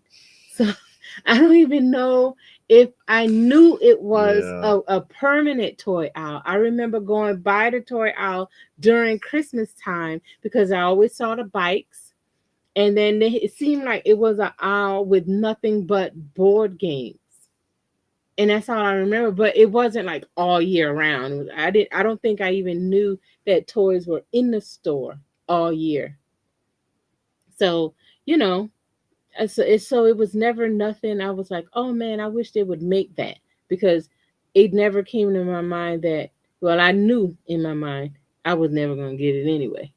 So I guess now that I'm able to buy stuff is why I get stuff, because I knew as a kid I never had it, and I knew I never was going to get it. Sure. So I get it now that I can buy it myself. I think that's that way for a lot of people. 'Cause you Yeah. can't. But Some people got everything, but yeah, you see some of these pictures on Facebook, and of it's the like on Christmas, and it's Christmas like, or what the birthday. hell? Yeah. Yeah, it's like Christmas and birthday, and they showing the pictures, and it's an old picture, and it's like, man, you actually had that. But I didn't know anybody that had any of this stuff. I Me know my either. cousins, everybody got the same thing. You got a bike, you got a radio, and you got clothes. That's it. Sometimes you might get a toy, but it wasn't a name brand toy. Now, my cousin, because she didn't live with her mom or dad, she lived with my grandmama. Both of her parents would send her stuff, and they sent her a lot of stuff. So she got a lot of the things, but she never played with them. She would open it, might play with it one time, and then it went away. It disappeared, and you never saw it again. Yeah. So, but me and my brothers, we didn't get nothing but clothes. Um, I'm curious to see what Mondo shows. I'm not curious. I Yeah, it am says kind of. David. Well, Yeah. they've really been cranking stuff out Yeah. since Funko bought them out, and it's been increasing constantly. Oh, Robert wants to know, what's that dog? What dog? This, Oh, yeah. You bought that a couple of toy yeah, shows back. that is what, 1974. That is Kenner's Duke. He is a 1/6 scale German Shepherd Mm-hmm. action figure, and what was it, 7.8 points of articulation. Oh, okay. Kenner's Duke, and he came alone in the box. He came with a sled, Mm. and he came with a mountain playset, Mm. which was actually like a bunker, which Mm-hmm. was Duke's little headquarters, because he was like, I don't know, a secret agent. I don't know what the hell they were doing. But it's a 1/6 scale. It would be in scale with GI Joe or with the Kenner Scouts. Okay. See, he does his His mouth. mouth His open. mouth is jointed. Oh, okay. But that's what this is. I think the ears. Do the ears turn? No, the ears don't turn. Mm-mm. But yeah, Kenner's Duke. They're tough to find. Actually, they're tough to find, especially boxed or still in the package. Mm-hmm. It's literally like a vinyl playset. It's weird, and it's got like a little periscope and stuff. Like the dog can operate a periscope and computers and crap. And then, like I said, he also comes with the sled. There's a Lassie in this scale too. Oh, They okay. did a Lassie, and there's a regular Lassie and a Lassie with a sled also, and a basket with a smaller dog.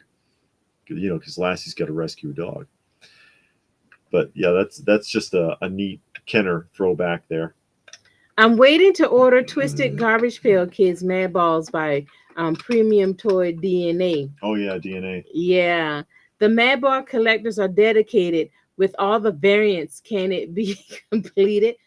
A lot of this stuff. Who Mm-mm. knows? Who What board knows? games are you into? I'm a chess guy. We got, We play Scrabble together. yeah. Now my cousin, she used to, it seemed like she had every board game. Now that we played a lot. She had a lot of board games, Payday, Sorry, Operation, Monopoly, Scrabble. If it was a board game, like I said, um, her mom and dad weren't together, and she lived with our grandmother. So both of them sent her tons of stuff during Christmas time. So she had all of the good toys. And we would play with some of it, but the only thing she would really play with was the board games. But the regular toys, she opened it, mess around with it once or twice, and then that was the end of it. So, but I like some of the older board games just for the box art, because some of Mm. them got really nice box Oh yeah, art. the vintage board games. Some of Yeah. them, the artwork is unreal, but it's just because of the size and shape, it's tough to display, and Mm. especially if it's not sealed. because then you risk the tray falling open and then everything spilling out. Yeah, you So, got to wrap it up in that saran wrap or something because you can't put tape on it. yeah, Maybe painter's tape, I don't know if I'd but want to risk it. yeah, but you got to Yeah. wrap it in saran wrap to keep it from not opening it And to then display because you got to display it sitting up, you and then it know. would be a little top heavy, so you can't, stand it straight up. It might Yeah, topple forward. They're tough to display. yeah. These do have slanted shelves with a Hmm. lip on the bottom, so you could display something at an angle, and that might work. Yeah, But yeah, they'd be tough. But there's a lot of board games that are pretty cool that yeah, have really nice graphics. yeah. You might not want it, but just to display the thing. Like you see, like the GI Joe ones, even the Masters of the Universe ones, you'll see them sometimes, and they got a Great really artwork. nice artwork. Yeah. I would love a surprise of modern articulated representation of the cartoon Double Dragon figures You revealed can by. still get the original ones pretty cheap. Oh, really? Yeah, Double Double Dragon? Dragon action figures from the 90s, they're not expensive. They're not expensive. William says he had two neighbors down the street that had almost everything. I went to their house to play. Yeah. I don't know. I don't know if I knew anybody like that. And Munin says hearing LPH says she never went to a toy store bums me out. I was always in a toy store weekly. Now I miss KB. I wasn't either until I was older. No, I mean because now you got to think. I grew up in the middle, literally, and I know I say that, but it's the truth. I grew up in the middle of nowhere. We lived in the country, Hmm.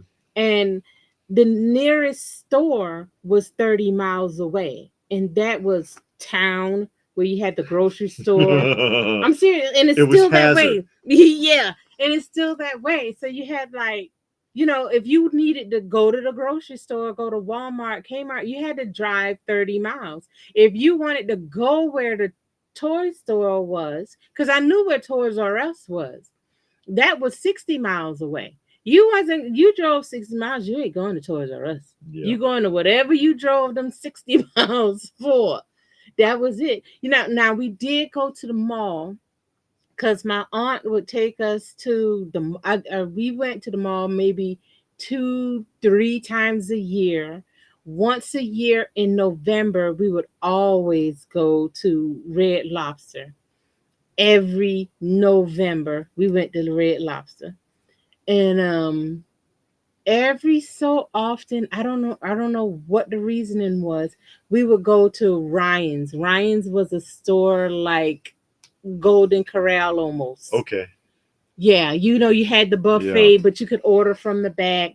And those were the few times we went to restaurants. Those only two restaurants you were allowed to go to, and you went like certain time, like clockwork. Okay. And so that's why I didn't go.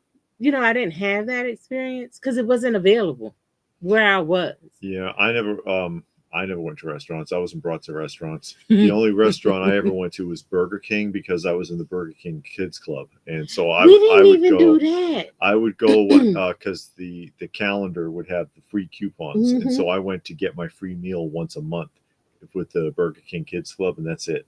That's my only experience. We didn't go to fast food like that. I mean, every so often, like if we did go somewhere, my grandmama ate Chinese food, and it was this one Chinese restaurant that she would go, and you get to go food, and then she would eat at Captain D's. That's it.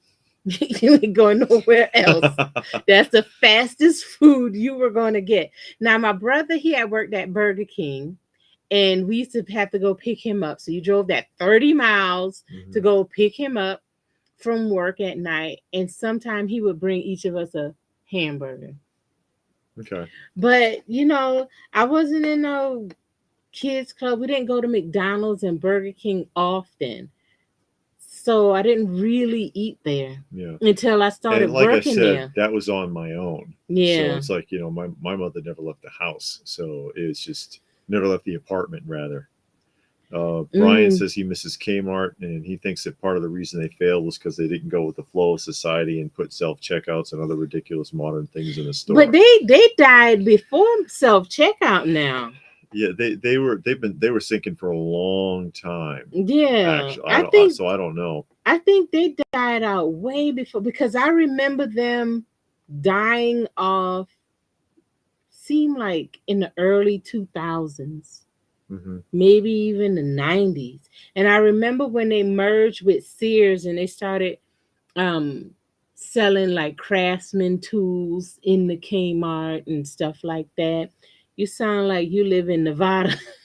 No, I'm from South Carolina, but I'm Hmm. from like the rural part of South Carolina. What about you, David? You Yeah. you live near a town?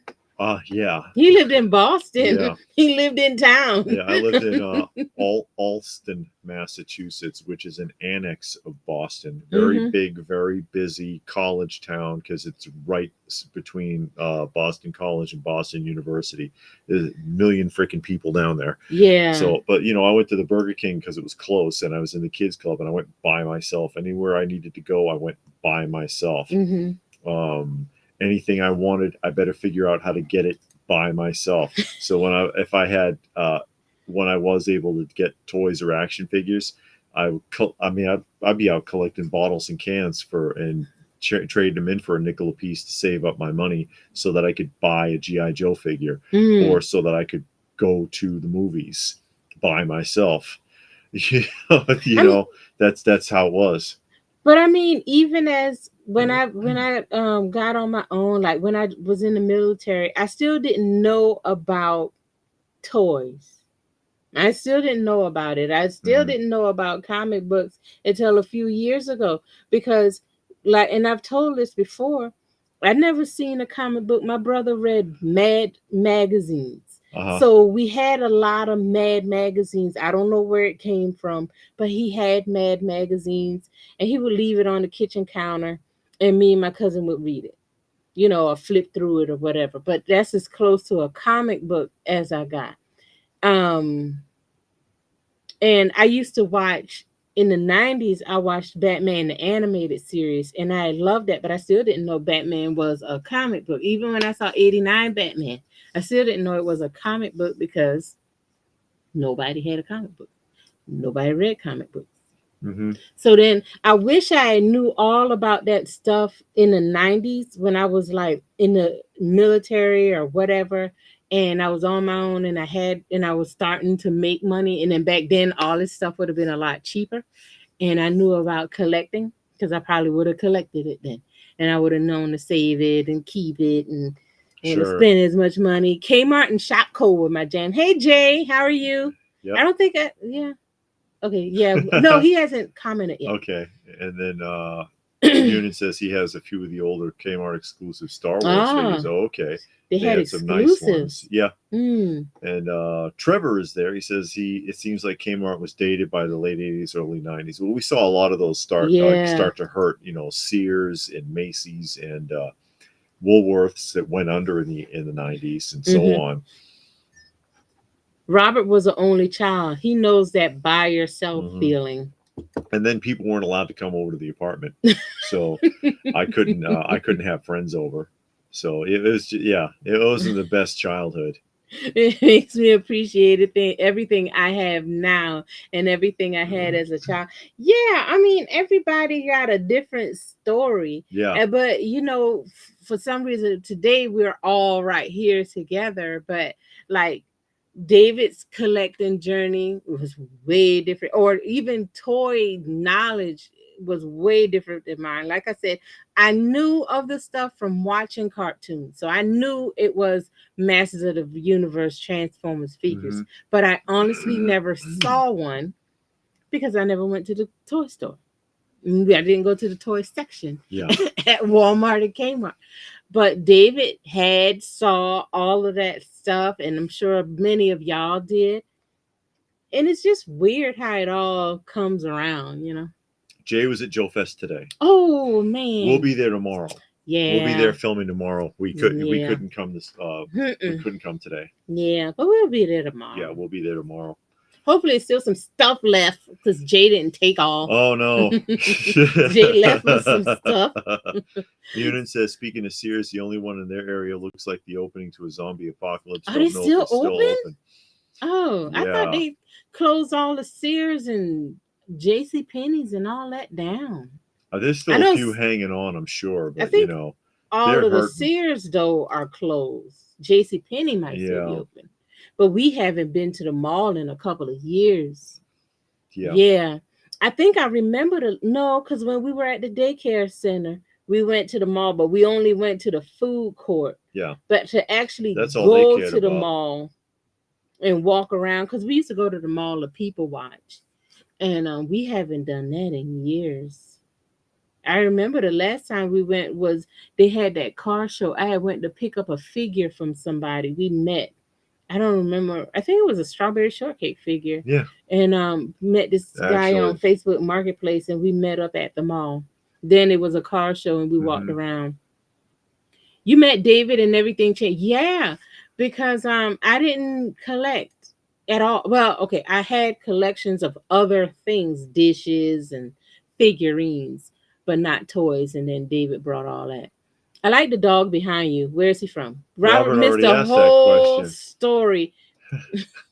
Robert, were you there when I explained what it was? He went to the bathroom, so he Did missed he? the whole thing. Excuse me. Sears is still open in my location, And Shelby says that J.C. Penney is where they are in Portland, Portland, but Maine. they were well established, you know, cornerstone stores for a lot of shopping malls and shopping centers. Yeah, but those cornerstone stores are the Hmm. ones that's closing. I think And Macy's is still that'll kill the open. whole mall. Yeah, when they start closing down the anchor stores, that Yeah. mall is about dead.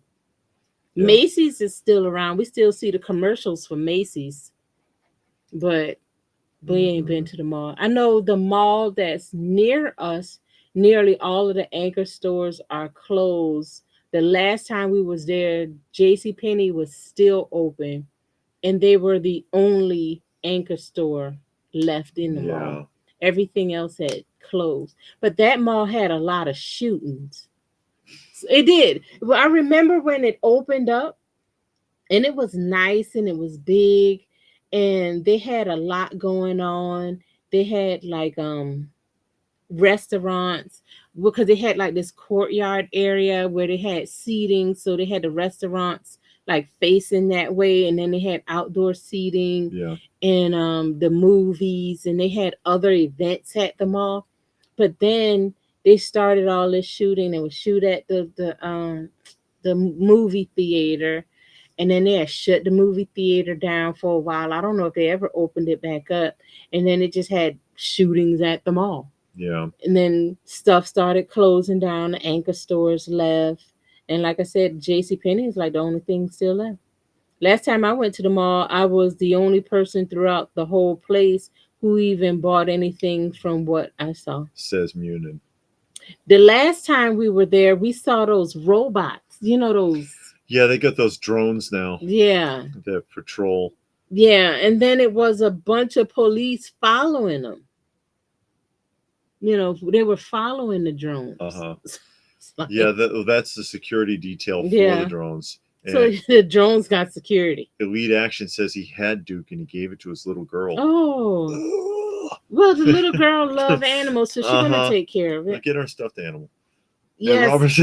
And Robert says he missed it. He had to answer the door. Shame on you, Robert. What the hell? No, this is again. That's Duke.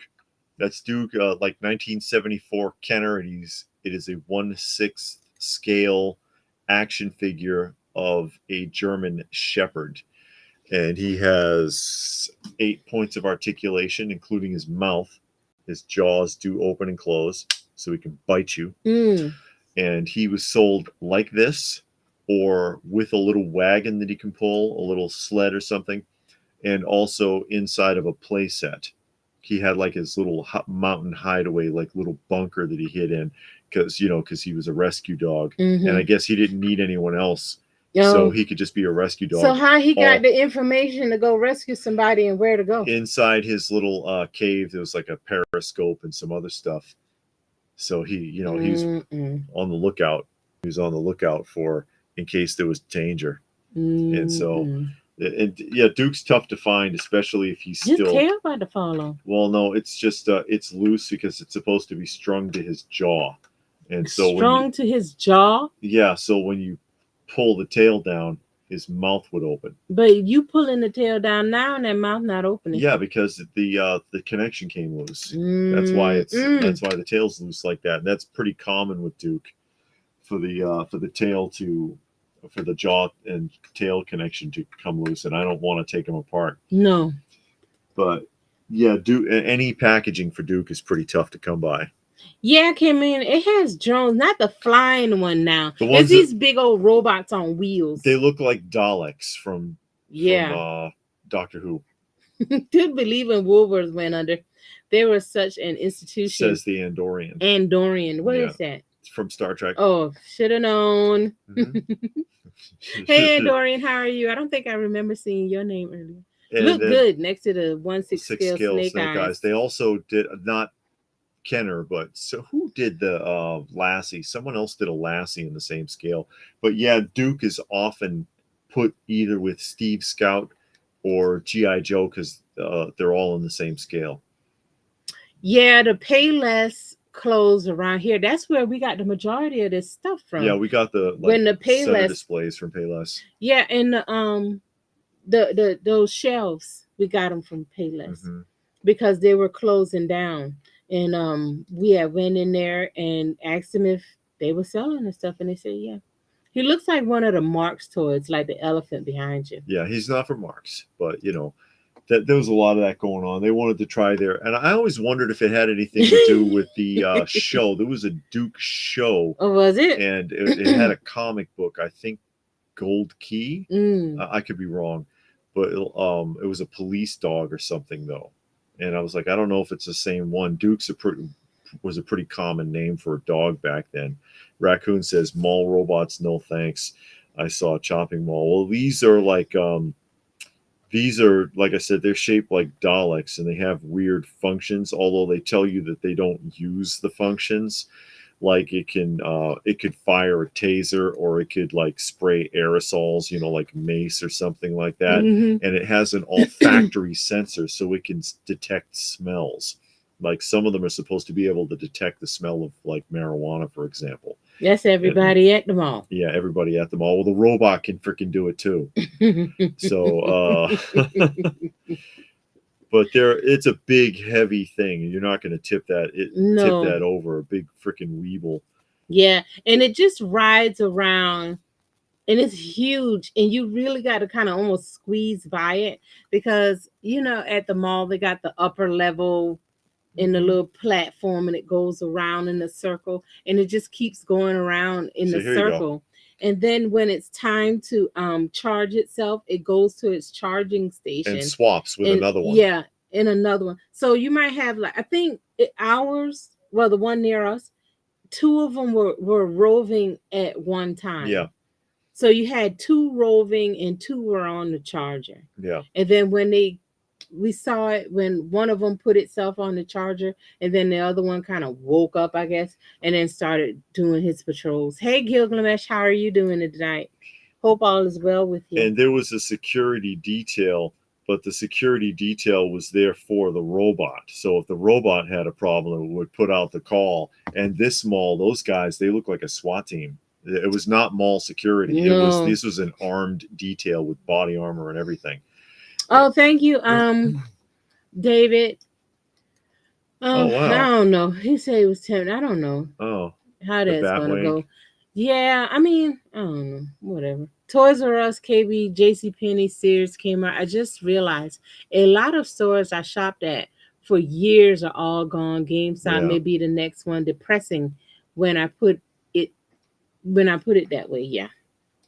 Even like Circuit City, how long is Best Buy gonna stay open? Yeah, they chip away at that every year. They take something else away from it. Yeah, and the store, it used to be massive. I mean, even the space it was in was bigger, but they keep chipping away. They already took out nearly all of the media. The only thing they got left is the TVs, really, and then they got appliances, washing machines.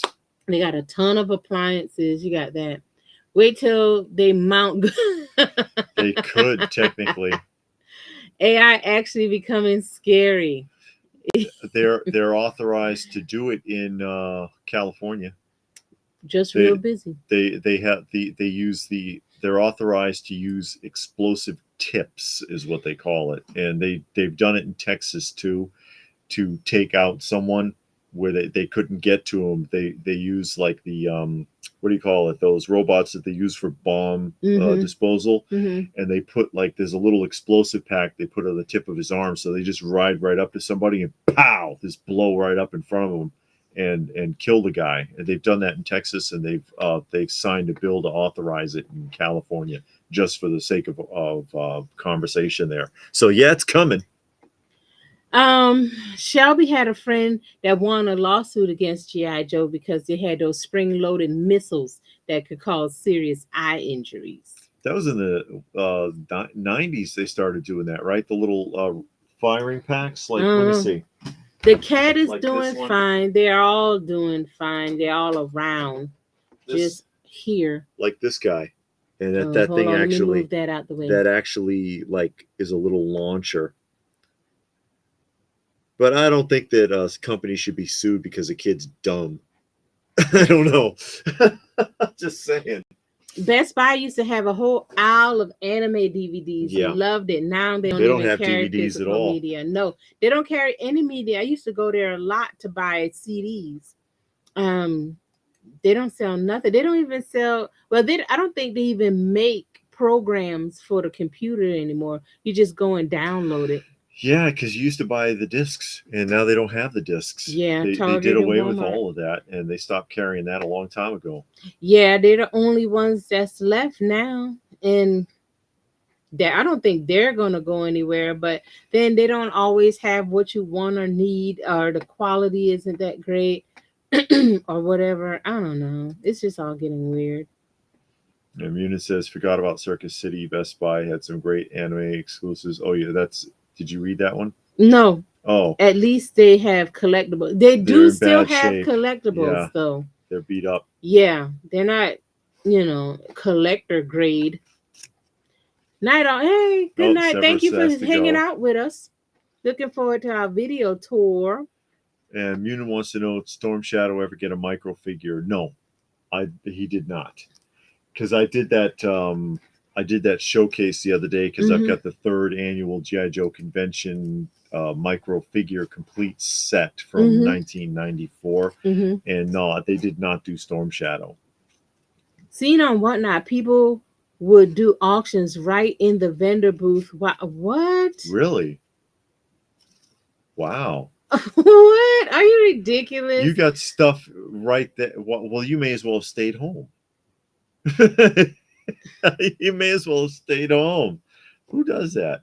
Wow. In the booth. So, I mean, what if you got people that wanting to buy that stuff Oh while well. you doing a Whatnot auction? And so you got people. That's I weird. don't know. That just seemed. I don't get Whatnot. I don't. I went on there to look around. Um, and they allow you to look a little bit, but not much. You got to open up an account to really look.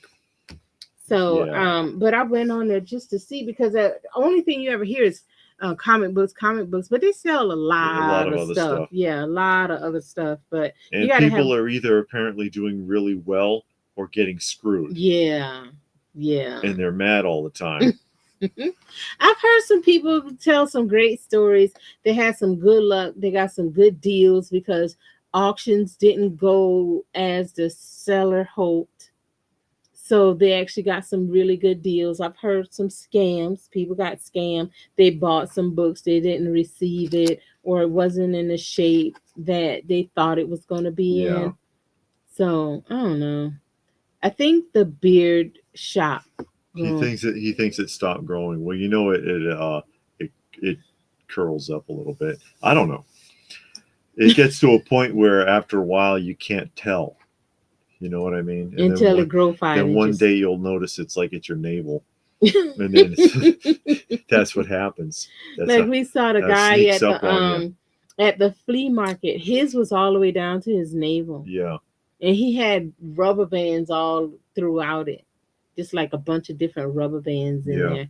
And but it was long. It was literally down to his navel, and it was like, wow.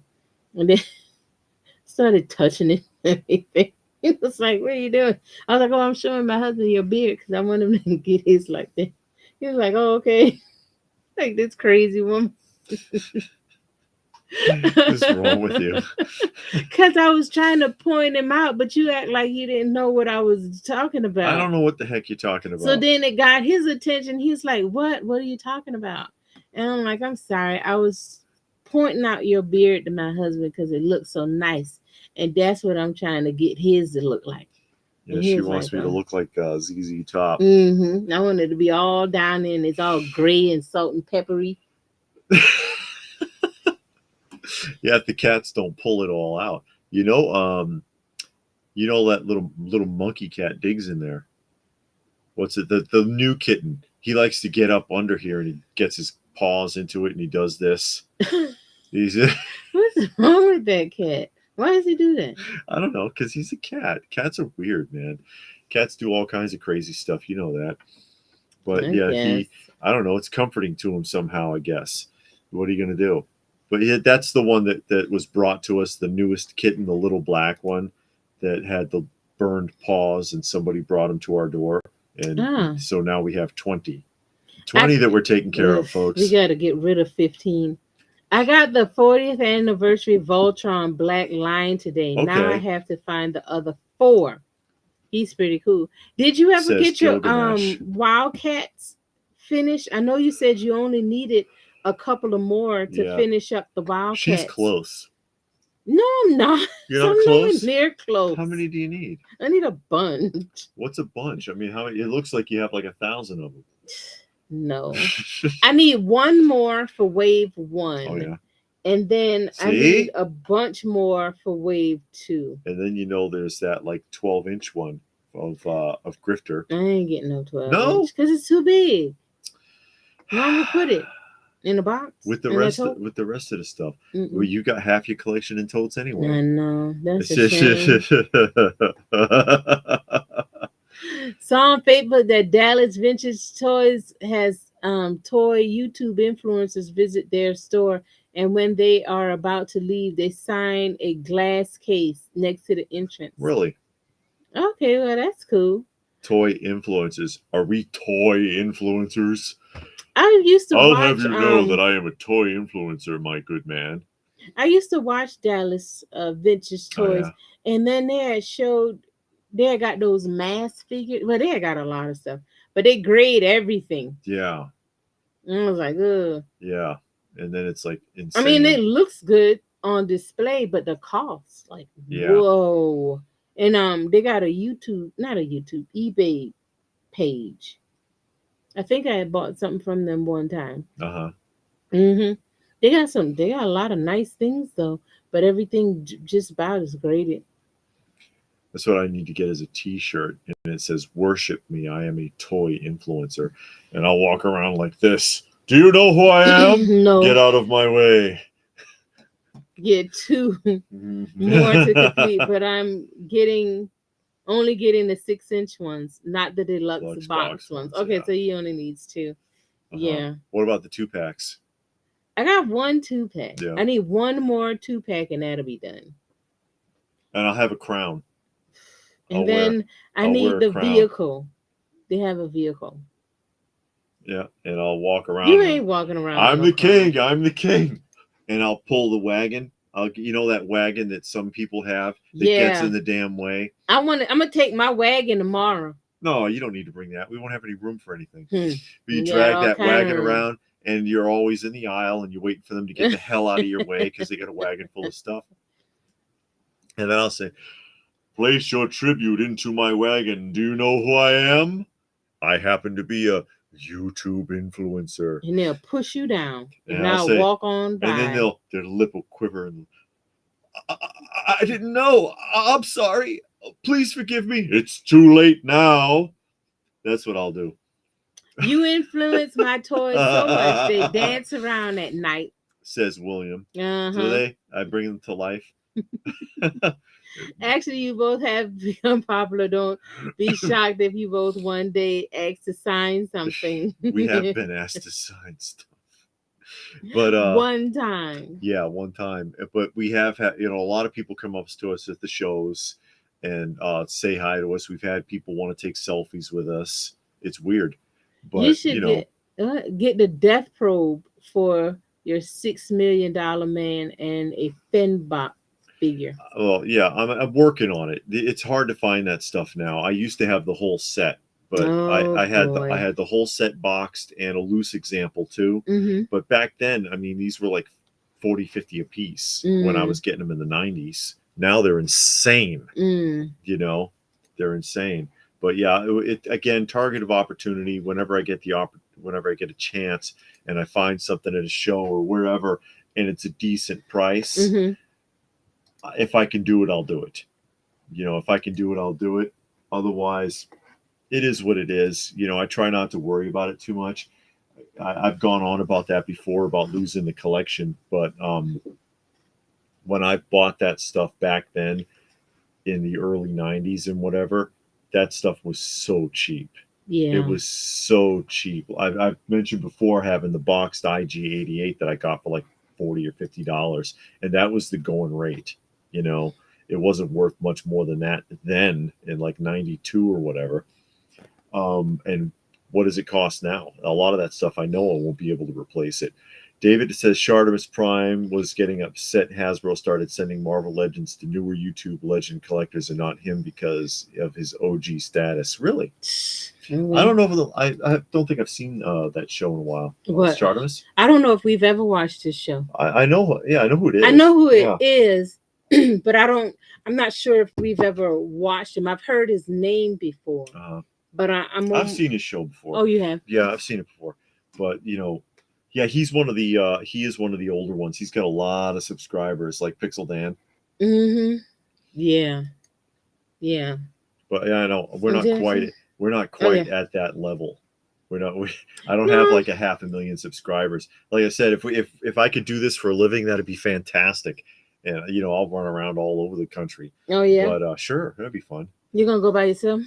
Aren't you coming with me? I gotta go to work. Oh, I guess I'll just stay here. I don't want to do anything without her. She's too much fun. I gotta go to work. Yeah, that stinks. But if I could do this for a living, that'd be fantastic. But I'm not. Yeah, I'm not at that point. That'd be cool. But surprisingly, though, a lot of people do know who we are at shows. We go to comic shows or toy shows and even in different states and stuff. And it's like, hey, open by chance. And like, yeah, that's us. Or even the record show. And remember the one guy too. We had a bunch of people recognize us at the record show. I was surprised. Yeah, and then the one guy was like, "I watch your channel, just the vinyl stuff though." Whenever we do a vinyl record thing, and I was like, "That's fine. Everybody's got their thing." Yeah, but he was try to cover it all. Yeah. We haven't got any record pickup in a while. No, we haven't done a record pickup in a little while. No, we haven't gotten any records in a while. But yeah, we have plenty. I still got to get back to that jukebox. I got to get it into the house so I can finish working on it because I can't work on it in the garage. Now we had a lot of luck when we were doing record buyouts, but we can't get a comic buyout to save our life. We tried, because we've done a couple. We've had a couple of, and we've shown them. We've done a couple of boxes. Yeah. We didn't do a full on like reveal like Nostalgic Pod Blast is doing, showing every single book, but we did show our hauls. Mm-hmm. But yeah, that doesn't come to us too often. Yeah.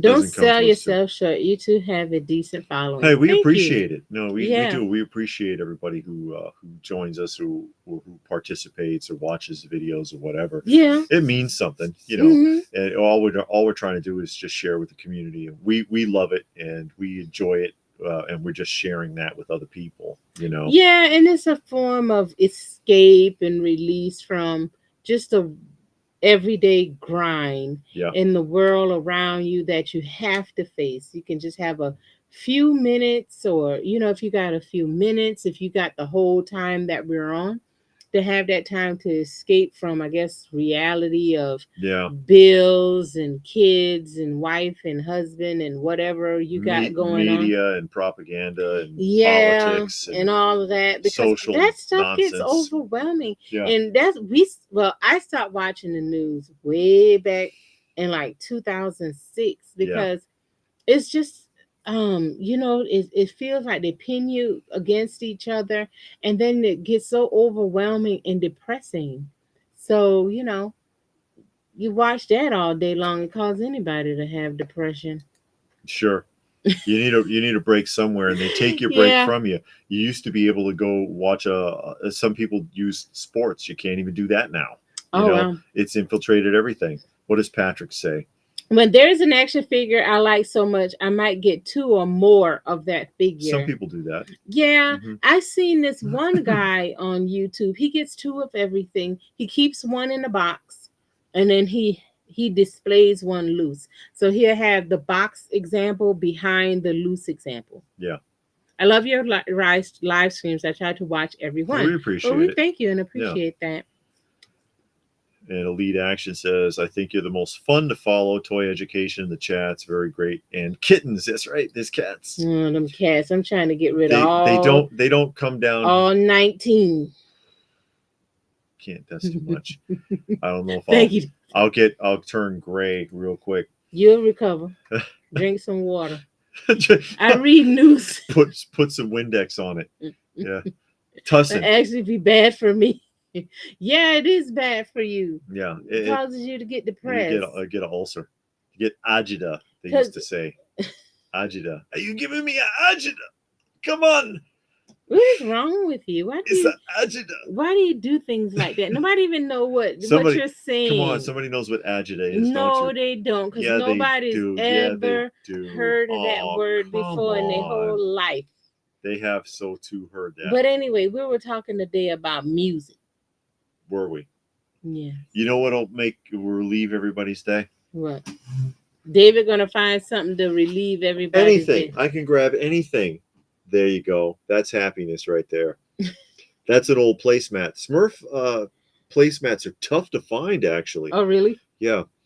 But I love the Smurfs. See? Yeah, the Smurfs are fun. The show is fun. Whatever social BS you heard today, that cleanses it. Seriously. Andy's got a cake. Come on, look at that big Smurfberry cake. I want a piece. See what I mean? That's just fun. I want to see David with his ZZ Top beard and a staff. That would be the next Gandalf. No, I'm going for Charlton Heston from Moses. No, we ain't going. No, Charlton Heston. And I'm going to carry Moses. tablets. No, you ain't. Wizard David. Oh, no. I have an Italian. WCW got it. That's right. They're giving me an agita. What does that even mean? What is I have an Italian? It's an Italian phrase. Agita. It's heartburn. It's heartburn. The only news is Toyark, his tank. Oh, okay, that's the GI Joe one, that TFW, I think. Yeah, that's the news. Exactly. Matters. Stuff that you can just enjoy and sit down and watch. Thank you, Nerd. Thank you, Nerd. Nerd says he loves the channel. Nerd loves the channel. Much appreciated. No, but we were just talking about favorite songs today. Oh, were we? What about it? My favorite song, the Smurfs' "Goodness Makes the Badness Go Away." Goodness makes the badness go away. Come on, you know the words. I remember. And he forced Gargamel to sing it. Yeah, that was during the Christmas episode. That was the Christmas special. And Gargamel had to sing it too because the devil showed up for real, and Gargamel tried to double cross him on a deal. Yeah, and he was gonna steal him and take him away to hell with the two kids that he kidnapped. And he was like, "No, wait!" And he was like, "No, you wait, Gargamel. You don't know what you're into." And he had to sing the song. David could be in Kevin Sullivan's Dungeon of Doom. That's wrestling tag team, wasn't it? From WCW? I don't remember. I don't know. Gilgamesh says TFW is Transformers. Was TF? Oh. TFW 2005. Oh. You know what I'm thinking about? I know what I was thinking about that. Hooded Cobra Commander with a lot of numbers behind it. I think he ended his channel though. I don't remember. I think we went well past songs. Oh yeah. Did we? Yeah, and he says WCW says correct, upset stomach. That's right. No, Robert, we are not going to talk about that. We forgot about it. He said that because I said I was going to carry the tablets. Like, but you watch out because I will throw those tablets at you. Yeah, Moses threw the tablets because if you will not live by the law, then you will die by the law. Oh and I'm going to throw the tablets. My God. That's right. No, no, Gilgamesh. We showed the Optimus Prime. But I'm thinking about it in the store because you got me all confused now. Have we seen them? No, we have not seen them in the store. And I don't know where Williams go in there. He says Elvira and Oak Ridge Boys. Does Elvira have a beard? No, he talking about favorite songs. Oh, Elvira by the Oak Ridge Boys. Yeah. Oh, I see. All right. See, you so far up in that darn beard of yours.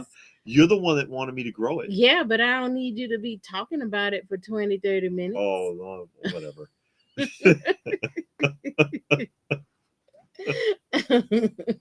That's what we were talking about today, but favorite it don't matter anymore. Sure it does. Because David done messed it all up. I didn't mess anything up. How about Kashmir by Led Zeppelin? That's a really good song. Yeah, I like Stairway to Heaven better. Though. Stairway to Heaven. How's the juke? Now, Robert, look here now. We just talked about that. He had to go answer the door. There's a lot of Jehovah's Witnesses in his neighborhood. They don't come around this late at night. Well, we don't know what part of the country. Robert, you about to go on timeout because sit in the corner. Just now talked about that jukebox. I gotta bring it into the house, which is going to be a task because it is heavy. Extremely heavy. It's very heavy. I was not exaggerating when I said it's over 400 pounds. Because those are the boxes that were made to, they would be in a restaurant or something. Yeah. And they were made to take a beating in case somebody got pissed off and wanted to bust it up. Yeah. So they are very heavy. And so we got to get it into the house so I can finish working on it. I got the lights running. I got the little bill changer running. But, I can't really work on it in the garage. So I'll get it in here and we'll put it next to our record shelves or something in the living room. I don't want to bring it downstairs. No, God, no. But yeah, up in the living room would be fine. Yeah. That'd be cool. David says Dungeon of Doom is a staple. They had also Paul White, the Giant apart, if they would feud with Hulk Hogan. Mm-hmm. And Gilgamesh's favorite song is all Japanese. Okay. Japanese groups. Not sure how many people would know them. Well, yeah. Yeah. Because your favorite song or group or whatever, even movie and TV show changed by, so I know songs can change by the day. It depends on what you're listening to, what you want. Or how you feeling that day. Or there's soundtracks. Yeah. And there's other types of songs. Like I like the soundtrack from Star Blazers. I like the soundtrack from what is it? The Black Hole. Mm-hmm. The soundtrack from The Crow. Yeah. I like the soundtrack from heavy metal. Yeah, I don't know if I have one very specific or song per se. We were listening to Blue Oyster Cult a couple of days ago. Yes, because we sit and listen and an older one, not Godzilla, because William he said Godzilla invokes Godzilla. Mm-hmm. It was one of their earlier ones. I think it was the one with that one had Don't Fear the Reaper on it. And it was so weird listening to the other songs because the whole style of Don't Fear the Reaper is different than the rest of the songs on the album. It's like that song came out of the middle of nowhere. It's like, where'd that come from? The whole style. What's a good example of that? Manhattan Transfer. What song? They're the ones that did Twilight Zone, right? Oh yeah. If you ever listen to the Manhattan Transfer, and you might remember, it's a disco song. Here in the twilight, da-da-da-da-da-da. It's a disco song. It was a really popular disco track in the 70s, Mm-hmm. Twilight Zone by Manhattan Transfer. But if you listen to the album, they're crooners and they sing songs from the 40s, Mm. big band stuff. So Mm. they go, Boogie Woogie, Bugle Boy of Company B. And then the whole album's like that, like you're in World War II. And then suddenly you're listening to like one of the number one disco tracks of the 70s. I was like, what the hell did this song come from? What are you doing? I don't get that. K Munin taste in music changed as Mhm. he gets older, but he don't listen to no modern stuff. Yeah, Him and Gilgamesh need to talk because they both like Japanese bands. yeah. I don't like anything modern now. If like, I used to watch like The Voice, and that was the only way I would hear a modern song, or um on the TV commercial, you'll hear a song, you don't know what the words are, so I would look them up. But I And don't then it's listen. really offensive. Yeah, and it's like, why do you even have this song in this commercial? Because it's very, very vulgar, or it has nothing to do with the product that you're selling. And I understand what they do. They take a phrase out of a song, and then they only use that clip because that one phrase, or sometimes it's the chorus might The kind of hook, the wanna, song's yeah, hook. Yeah, might kind of wanna fit the product. yeah. But it's like, yeah, but if you put it in context and listen to it as a whole, it doesn't go. And Gilgamesh says fixing a jukebox sounds like a cool project, and he's working on a pachinko machine at What's the a moment. pachinko With the machine? little metal balls and it Ping drop. pong? No, Oh, like a plinko. it's like a pinball machine, but it's standing upright. Is that the right one, Mm. William? Well, Here that I was got Gilgamesh that said that. I got your song right here. There you go. Bismarcky. That's you'll listen to this one forever, day after day after day. That's a good song though. That's terrible. You got the record. That's yours But why is it over on your side? because all the cool stuff's on my side. I used to be big into techno and house and Uh-huh. trance. It is big down here in Florida. But I got older and I go back to rock. Uh-huh. You know what kind of music I hate? It's a Texas style called chopped and screwed. Oh God, that is painful to listen to.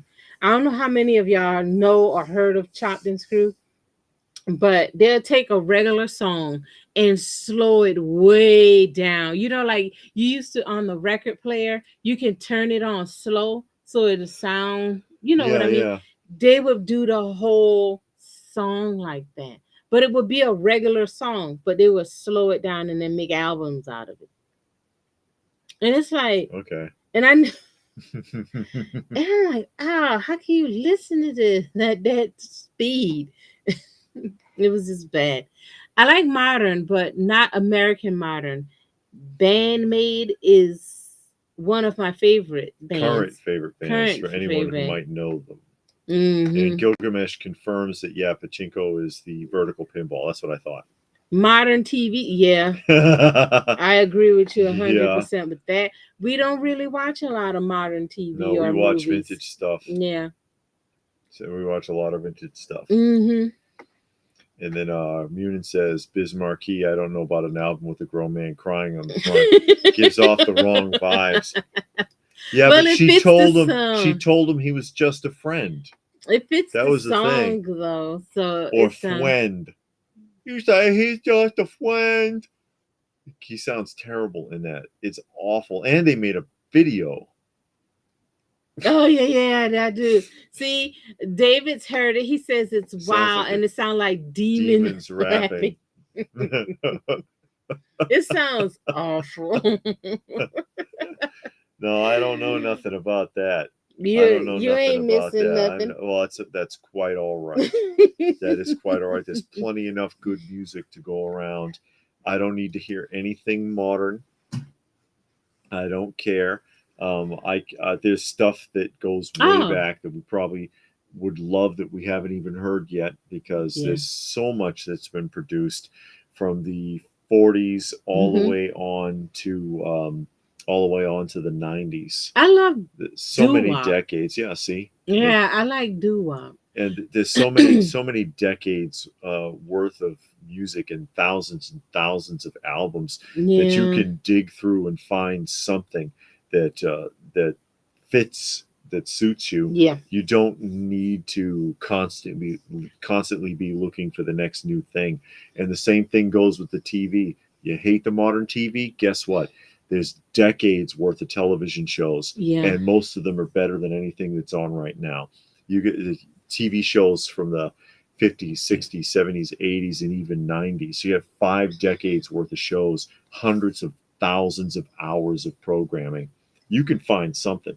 Not all of it's great, No. but you can find something that'll fit you, that you don't have to watch or um, be crushed under the weight of somebody's agenda.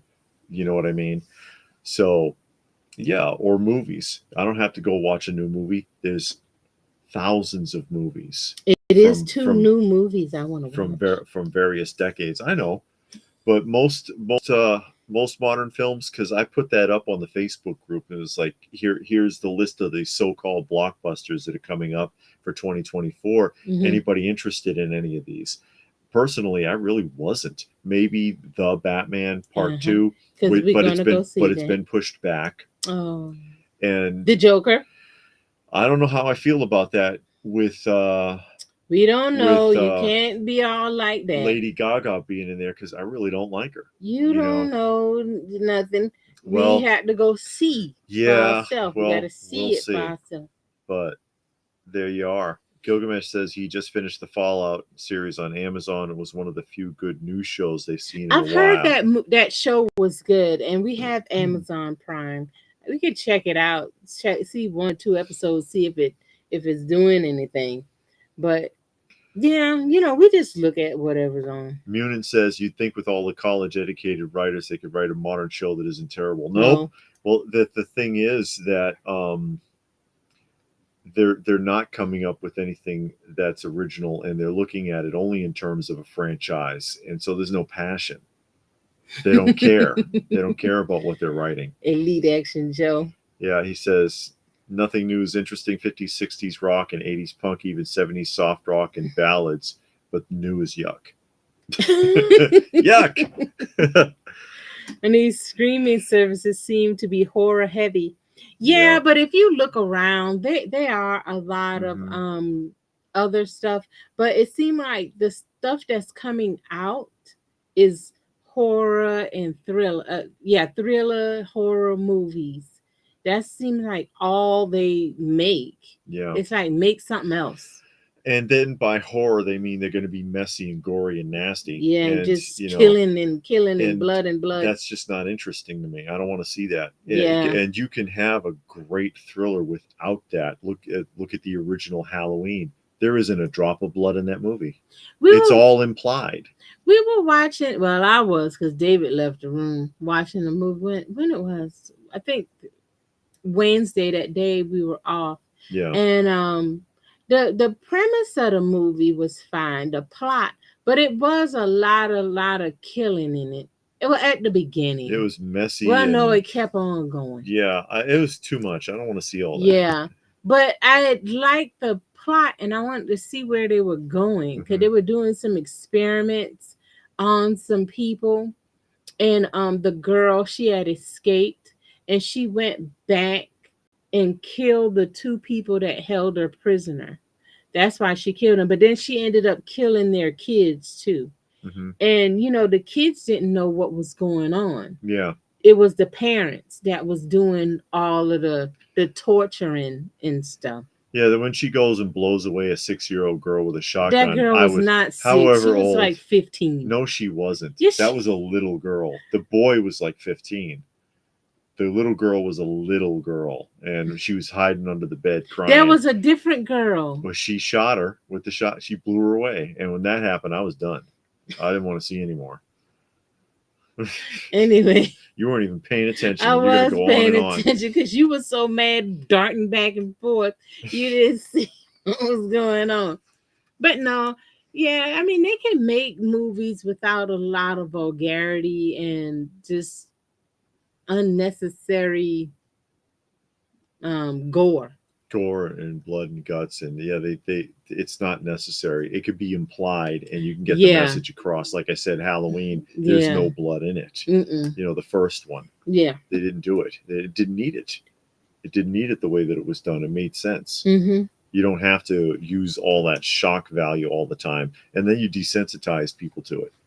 You know, you use that. People watch that constantly, constantly, constantly, Mm-hmm. and then they start to not care. You know, Mm-hmm. it doesn't work anymore. That's when you end up with like that gore porn, the as they call it, that gore porn. Yeah, it does. It's like, let's one up. Let's see the next step and keep pushing the envelope, pushing the envelope. Well, like I said, what they're doing is setting the bar lower. Instead of setting a higher standard, you set the bar lower. It's easy to Mm-hmm. crawl under a bar and keep getting dirtier and dirtier. Mm-hmm. It's harder to set a higher standard and go over it. And I don't see very very many high standards being set in media anymore. Mm-hmm. Even news. I watched movies like Dead Alive back in. I don't know Dead Alive. I don't He think I says ever he used to like the blood Blood and and gore. Gore. Yeah. I don't think I know that movie. I don't think I've ever seen it. The only time there's very few vintage ones, but it would be practical effects like Mm-hmm. scanners where you got people's heads blowing up, or the thing. That Yeah. was all practical effects, and that was surprising. But then part of it is my appreciation for the effort that went into doing that, because Mm-hmm. it's not CGI. Someone Yeah. had to build that, and they had to get it right the first time, because they didn't have 2 weeks to rebuild whatever it was that they were going to blow up or do something weird with. You know, Mm-hmm. it was too costly as far as time was concerned. I don't Terrifier remember Terrifier. Raccoon says I don't remember that one. are just over the top. Robert is back on them blue fonts, but the orange matches the Is marks. that what it is? Yeah, Okay. it matches. I don't think I ever seen Yeah, you Scanners. did. Oh, I saw it. I saw What's his name? Scanners. Oh God, Michael Ironside was in it. It Okay. was the gun where he concentrate on somebody, Mm-hmm. and then their veins would start all bulging out on their heads and stuff, Mm. and that one guy's head exploded. He was up on stage Mm. because Mm. he killed people that way. And Oh, you saw Scanners. You saw the okay. first one. I know there's a sequel. I believe the new Me TV cartoon channel is A starting up next week. lot of Yeah, people we have been talked talking about about that that. earlier. The only thing that's difficult for us is going to be over the airways, so you got to have an antenna to watch it, because we just have the streaming service, so we don't have, you know, antenna. Let me Yeah. see who this is. Go ahead. But Gilgamesh is explaining Dead Alive as a zombie movie from the 90s. It's a horror comedy, and one of his favorite sections is when the zombies are attacking a church, and this preach does a spinning jump kick and yells, "I kick ass for the Lord." I don't remember that movie. I don't think I've seen that one. I think I would have remembered that. I didn't see that. Despite being a little kid in the 90s, I always preferred the Universal monster movies Uh-huh. over newer horror movies. The older ones actually had a story. And not much happened in it, like the Mummy. Yeah. You watch the We saw Mummy. the Mummy. I saw Very that. this very, but it's all about the dialogue and about the setting. Yeah. It's all about the dialogue and the setting. Yeah. And even just like looking at Boris Karloff's face and expressions and the detail of makeup and things like that, it just kind of draws you in, you know. I think that's a good idea, Raccoon Eyes, because I think he has a good voice, but he might Ironsides. be too short. They could put him on platforms. They do it for everybody else. Yeah. Give him those Kiss boots. Get him up there. I think his I think his voice would have been really nice Like for Robert De Niro. You ever see him off camera? it. See, look at any stills of Robert De Niro off camera, and he's wearing shoes, and the soles are like that tall. Oh, really? Oh yeah, Yeah, I he's know not a he's big guy. yeah, I know he's But really short. they put him in these massive platform shoes that are like 8 inches tall or something crazy. He looks like he should be on stage in a rock band or something. And Robert thinks that Scanner still holds up. Yeah, it's a very old movie. I Scanners don't is, remember it. I don't remember, but I Really? don't remember a lot of stuff. You know how I am. yeah, Scanners is fun. Oh, I yeah. like that. Yeah, but like I said, there's very few messy films that I can get into. That's one of them. Mm-hmm. But a lot of the modern ones, I don't like it because it's too much shock value. Yeah. Plus, a lot of it's CGI, or I don't know.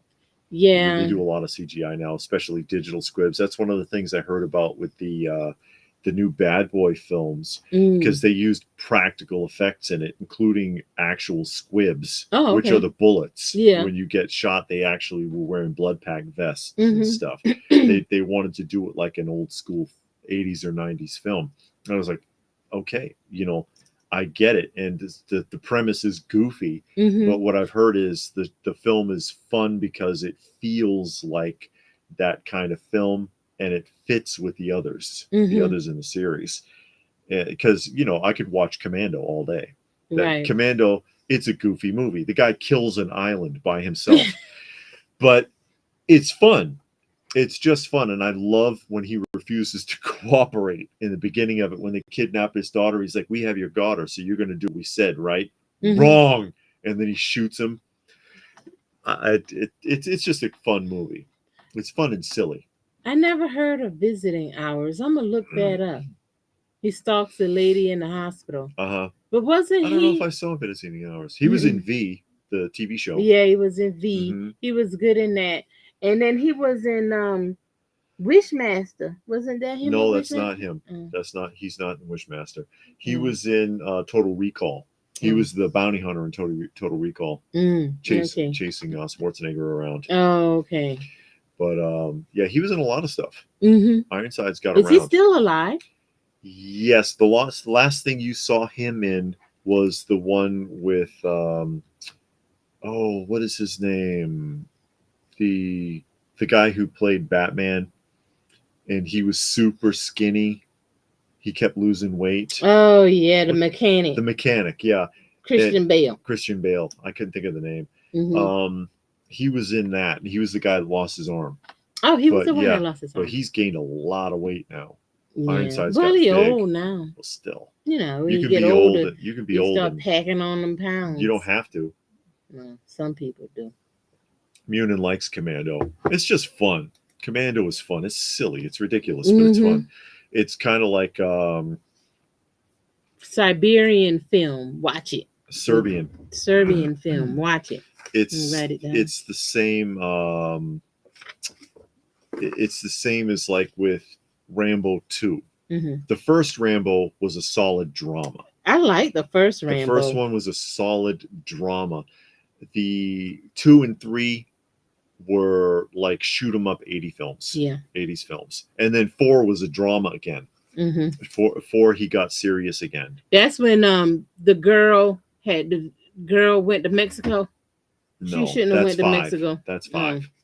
4 was the one with the Christian missionaries. Oh yeah. And he's like, "Don't go down there. Don't go there. They didn't listen. I'll bring you, but it's a mistake." And they were all mad at him for saving them from the pirates.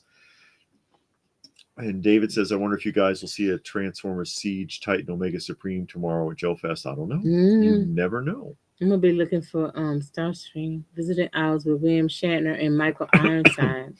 Oh yeah, let me write that one down. Okay. Visiting Hours. And Gilgamesh says he likes Ironside and Sequest, even though I preferred this. Oh yeah, he was the one that came to visit on the submarine, right? I don't think he was. I'm trying to remember. I saw Sequest when it came out, but I don't remember. Isn't that a TV show? Yeah, Sequest. Okay. Playmates made action figures of it. The Dolphin was really tough to find for a while. Is it really expensive now? Nope. Those figures are not worth much now. Oh, so that can be in your cheap figures. Yeah, I think I mentioned it. Oh, did you? Sequest and the Playmates Star Trek and a lot of the stuff that Playmates made, the Skeleton Warriors, Yeah. they're not worth a fortune. Munin wants to know if the tour will be up tomorrow or after. It depends on how long it is. Yeah.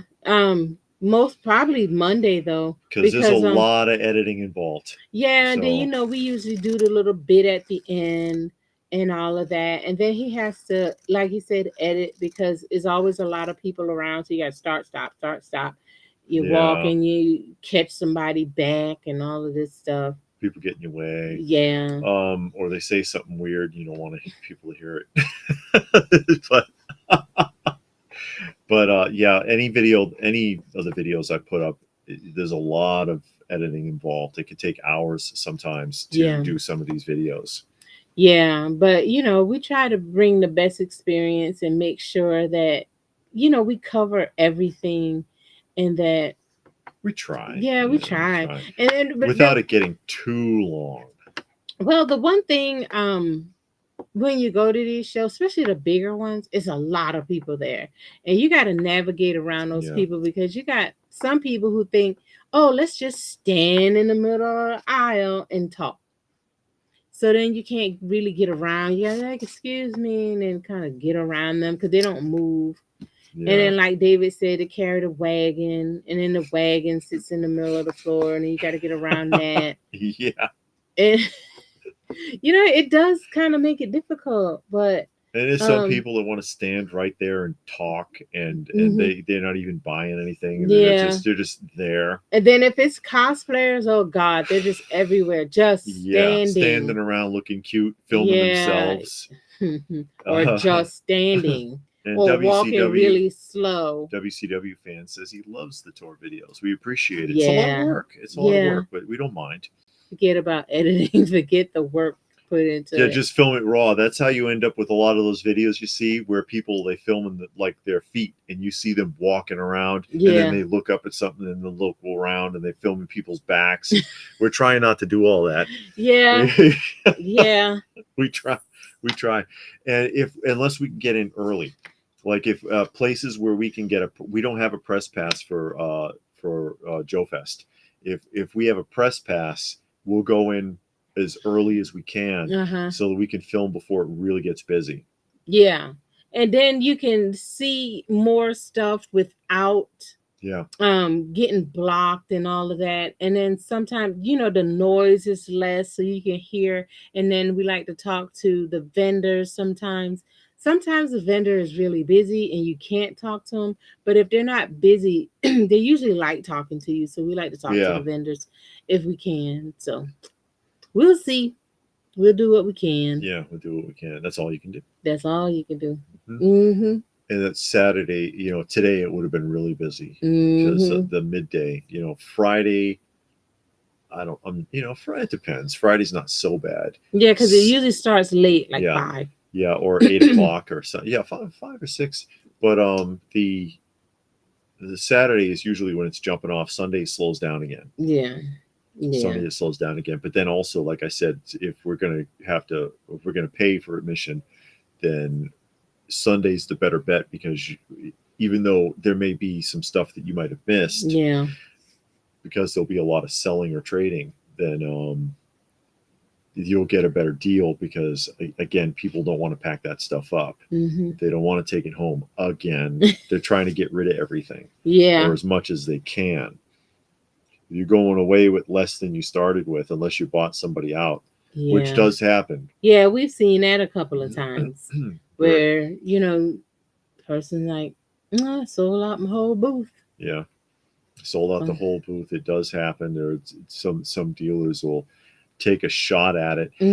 I just what I don't like is when it happens before the show, which we have seen, where the guy is packing everything up, and instead of putting the stuff out, and it's like, oh yes, so and so bought my table out, and it's like the show hasn't opened yet.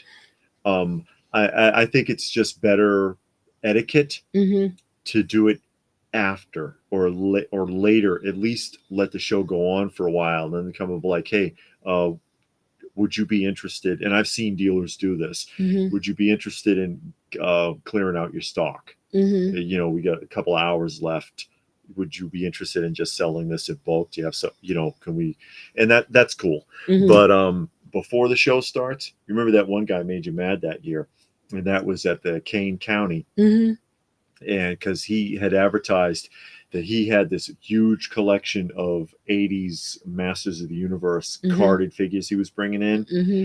And when we got there, he had sold all of his Masters to a dealer before the show opened. Oh yeah. And it's like, so you put it out there that you were bringing like 50 carded Masters figures to the Mm-hmm. show, and then the show opens, and all the people you advertise that to now aren't going to find them No, you because sold them all. you sold them all out to a dealer for a bulk price. And it's like that kind of sucks. Yeah. Actually, And especially with something like that, you would probably get your asking price for each figure, and Yeah. it would be more. 9 times out of 10, it's going to be more than what you got. because you're not selling to another dealer and breaking the bank. Yeah. You're taking a hit. Yeah. But sometimes it's worth it just to clear out your stock. It depends on what you're getting rid of, Yeah. because it's like if it's often the product, the space it takes up is worth more than what you have. Yeah. That space can be very valuable. So if you got a bunch of stuff and it's been floating around for a minute, and you're like, yeah, all right, shoot me an offer. Mm-hmm. And let's just, this is something else I don't have to worry about. Yeah, it's like that guy we saw at the last retro toy swap. He just wanted to get rid of his figures. He didn't care. He wanted them out of his house. He wanted to clear He was out. selling like $5 a piece. Yeah, he was selling it $5 a piece. And if you looked like he was interested, he was taking off of that $5. He just wanted them gone, and he admitted it. He was like, "I just want it gone. I don't want it. I'm not gonna." And he said, "Hey, can you do something with this?" Sure. And he's sitting there scratching the $5 off and putting $2 and $3 on it. Like, man, he just wanted to clear it out. Yeah, and he said as much. I'm clearing it out because I'm going to Joe Fest. Yeah. And I want some money. So, you find good deals. Yeah. Muna says vendors taking a hit and selling in bulk sounds like they just don't want to be bothered anymore. That could be it, or they could need the money. Yeah, sometimes you just they need just the money. need the money. Yeah. They went out there to sell, Mm-hmm. and they've got to get rid of it. They've got to clear it. And unfortunately, if that's the case, another savvy vendor can take advantage of them. Yeah. And we've seen that too. We saw that one guy, I thought he was going to cry. Yeah. It was a show a couple of years back. Mm-hmm. He was so upset, but he sold his entire section out. Yeah. But he was not happy, but he needed the money. Because he had a figure I wanted, and I looked at it and thought about it, and then I walked away, and I came back to purchase it. He was like, "No, I just sold out my booth. I'm sorry. You got to go talk to the guy over there." And I was like, "Wow." Okay. He looked so sad, but like I said, I guess he just needed it. Sometimes you find yourself in a bind, and I bought some stuff like that when a person was in a bind and they were selling stuff. And they were like, "Hey, I really just need the money. I will darn near give this away because I need this amount of money." Yeah. And you're sitting there like, "I know this is worth way more than that." So you buy it because you got a deal. And that's also why sometimes a lot of these guys... Hey, Reston's here. A lot of these guys are happier if it's a collector. And I've gotten really good deals before too at some of these shows. This is, you know what? I'll do this for you for this price. Are you going to show it at the end of your video? Yeah. And it's like, because I realize, you know who I am then. And it's like, yeah, of course, and they're happy knowing I'm not going to turn around and flip it on them. Yeah. I think that hurts people too. And they're like, "Oh, you're buying this just so you can resell it." Yeah. And that sucks. I got 3D Joe's book today at the show. The book is insanely awesome. Okay. Says Jay. Yeah, he said he was at the Joe was Fest there today. Are you going back there tomorrow, Jay, or you just went for today? Mm-hmm. Of course, again, we'll be heading out that way tomorrow. Yeah, we're leaving in the morning. Looking forward to that. Yeah. Get that done. And then what's the next show? It's a while. No, it's in July. Yeah. Is it the Comic-Con first or the record show first? I think the Comic Comic Con Con is is first, first, and then and the then the record record show is on show. the 21st. Yeah, so we're going to be doing that in That's July. the so Not doing anything else before that. no. We'll take a break for a little bit, and you Yeah. need a break. You need a Yeah, break because when you go sometimes. back to back like that, I mean, one is expensive. Yeah, can be. If you purchase every time, again, like we said earlier, getting there, the gas, the food, the entry fee, all of that stuff adds up. And and if you go every weekend, you get burnt out. Then you end up getting stuff that you really don't want because you went every week. So, once a month is good. See, sometimes that's even too much. Shoot, you need a couple of month break. I'm Oh serious, because no. sometimes it's like, oh man. Yeah. But then if it's a comic book show and a record, that kind of breaks it up because those are like almost totally different from toys. Yes. But if it's like comic book after comic book after comic book, or toy after toy after toy, it can get kind of old quick. Hmm. Mm-hmm. The Weston says they have pre-orders on Big Bad Toy Stores for Bible action figures, but a little out of their current budget. Those been out Yeah. because I ordered those last year. They were supposed to be released earlier this year, Hmm. and they got pushed back.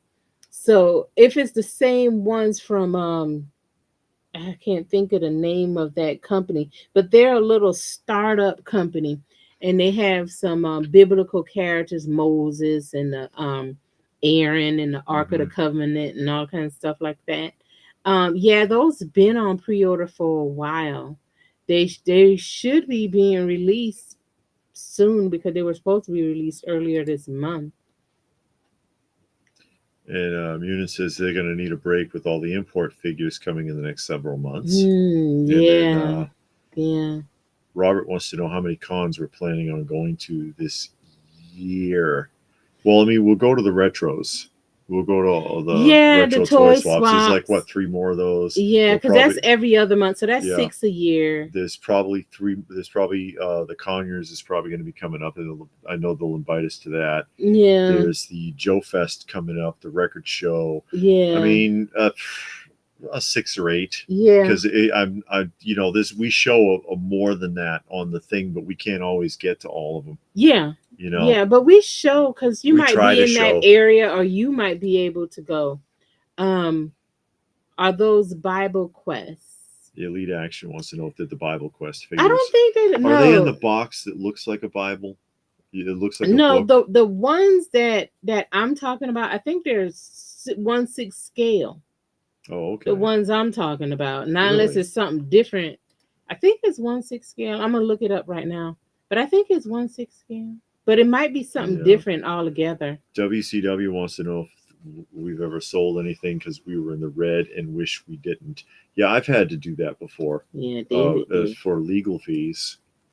So yeah, way back in the day, and that sucks. Stuff you Yeah, can't get back. yeah, And Reston says LPH is right. They wanted the Ark of the Covenant, but not sure about the quality. yeah. Honestly, I did get them because one, you don't see a lot of biblical figures Yeah. or characters, that kind of thing, and I like those. I mean, I have the Heroes of the Kingdom and the We win. in the We Win Those are the Bible. ones that count. Those Yeah, are cool. the We Win Bible greats Yeah. and the heroes, Bible heroes, or whatever it's called. Yes. So I have those, but they don't make a lot of Bible figures. So then these came out, and like I said, I'm looking it up now. I think they're 1/6 scale, and I'll tell you the Was it name. 1/6 or 1/12?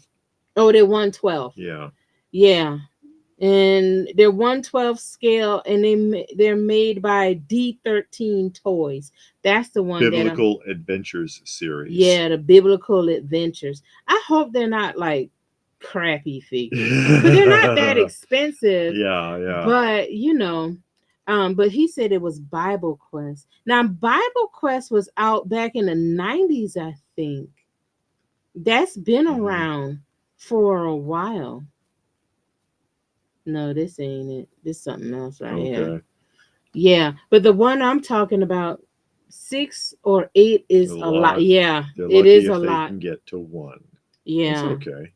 Because Robert, you live in Florida, right? Oh yeah, that was the first video I saw of yours on how you lost Lost the your collection. collection. That killed me. And then Yeah. on top of that, and I didn't get into it, but I had to sell some stuff for legal fees at that time too. Mm-hmm. And so it's just yeah, that was a nightmare. Mm-hmm. Yeah. I told him it was 1/12 Yeah. scale. The Elite one. says I saw the video that showed Bible Quest figures. Very cool. I want them for Christmas. I think you almost have all of the We Win, don't you? Yeah, I got And all those, of the we win except for one. I don't. I It's one 2-pack yeah, that I don't have. That's the no. I got the Mary and Joseph. I did finally end up getting that, but I think it's one more yeah. that I don't have. And of course, those are the Mego like ones. The Mm-hmm. Mego side. They use the old Mego bodies. And Jay is in. Jay's in Florida now. He's already back in Florida. He's in Oh Florida. well. Oh, okay. You Yeah. wow. You came all the way from Florida to go To go to to the that Joe thing. Fest. Are you going to the Joe Lanta when it comes up in September? There's going Yeah, to be a that's gonna 3 day be. show, Yeah, and we're gonna go to all three we're going to days of be there that. all 3 days because they want us to do panels. And then that's close by. It's like Yeah, that's a little easier. 30, 45 minutes away. You know, the Goliath set's one of the best ones. They had some great sets. They had the Yeah. David and Goliath, and they had the No, Jonah Jonah and the in whale. the whale, and Jonah actually fits in the In whale. the whale. I showed that a couple of weeks ago. That Yeah, Jonah. The David and yeah. Goliath is cool though because it's the only Mego like body that's that big. Hmm. Because they are it's to scale Goliath, but it uses the same Mego body type. And I think it's the only time that's been done Mm-hmm. where they scaled one up to fit that size range. Let me see. I can show you. Yeah, Bible Quest action figures. Those came out back in the night. Oh, this say new. Oh yeah, those are cool. Bible Quest. It says the risen Savior, John and the Peter. I guess that's when they went to the tomb. But yeah, I know Bible Quest came out like in the 90s, unless they got a new wave. Go ahead. See, there's the David and Goliath, You and know, you see, Goliath looking all happy. yeah, you see that the Goliath that's a Mego body, but they scaled it up, and then there's David looking goofy. He's got a look on. Oh, I'm gonna go kill Goliath. I must say, he's all like dopey looking, but that's from the '80s. We Win Toys. Yeah, Heroes of the Kingdom. And you can find those on eBay. And With a book and cassette. That's fantastic. Tough to find. They yeah, can be they're tough to tough to find. find. They're not that much. When you get to the 2-packs, some of the 2-packs, like the Mary and Joseph, can be expensive Gotta love and that they are artwork, harder though. to find. Yeah. But if you just get the carded ones you can still find pretty cheap for like $20, $30. But the bigger ones are the ones that cost more.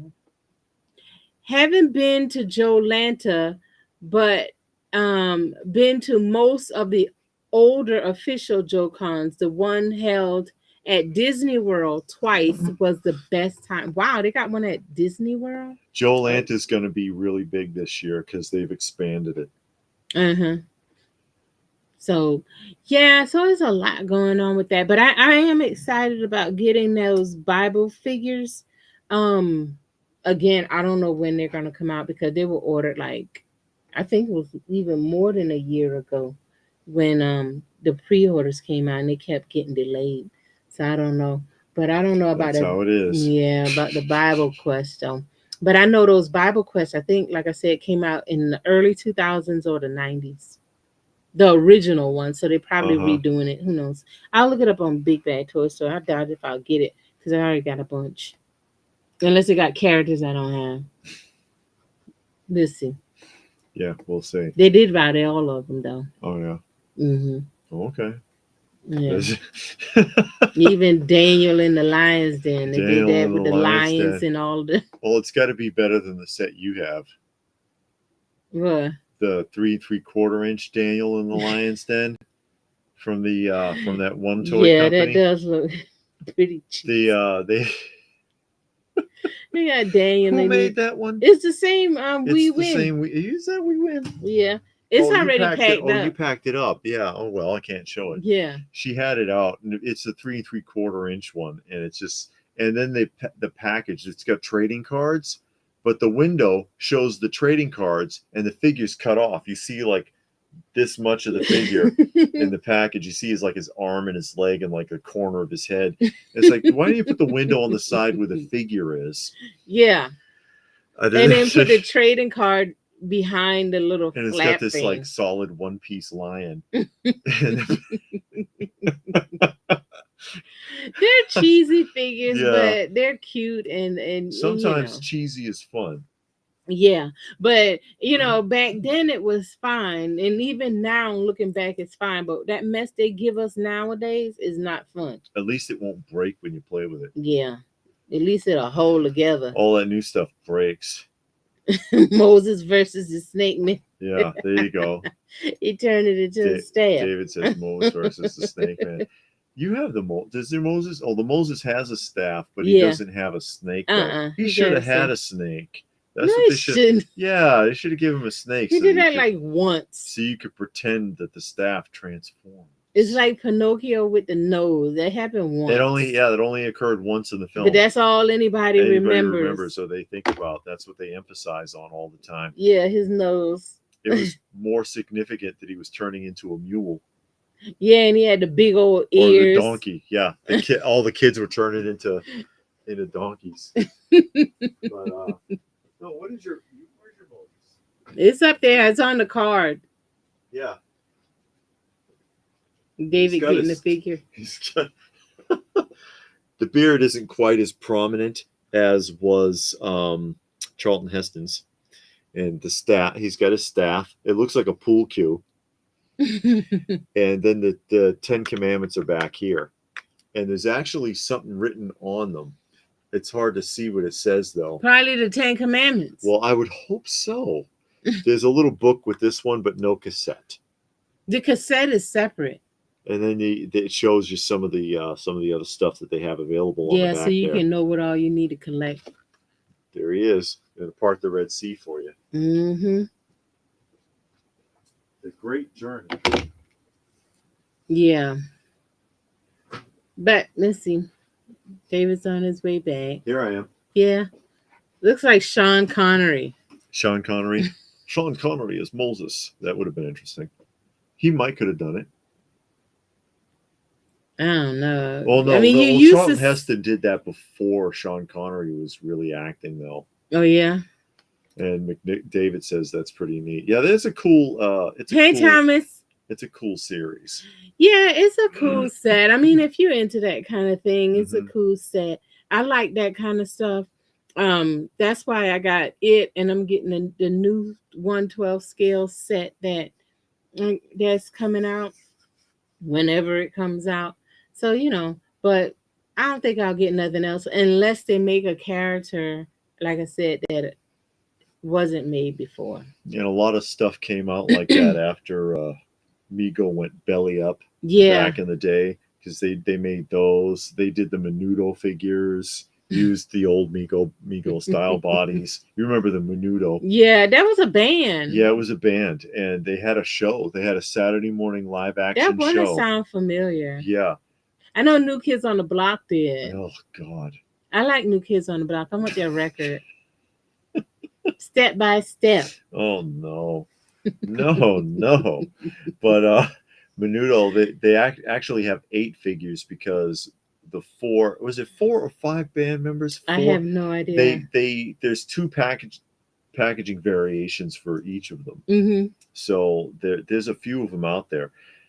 They can still be found pretty cheap. The Menudos, they can still be found pretty cheap because nobody cares about that. The only people that would buy them is anybody who might remember it from Saturday morning, or they're just really into Mego-like figures.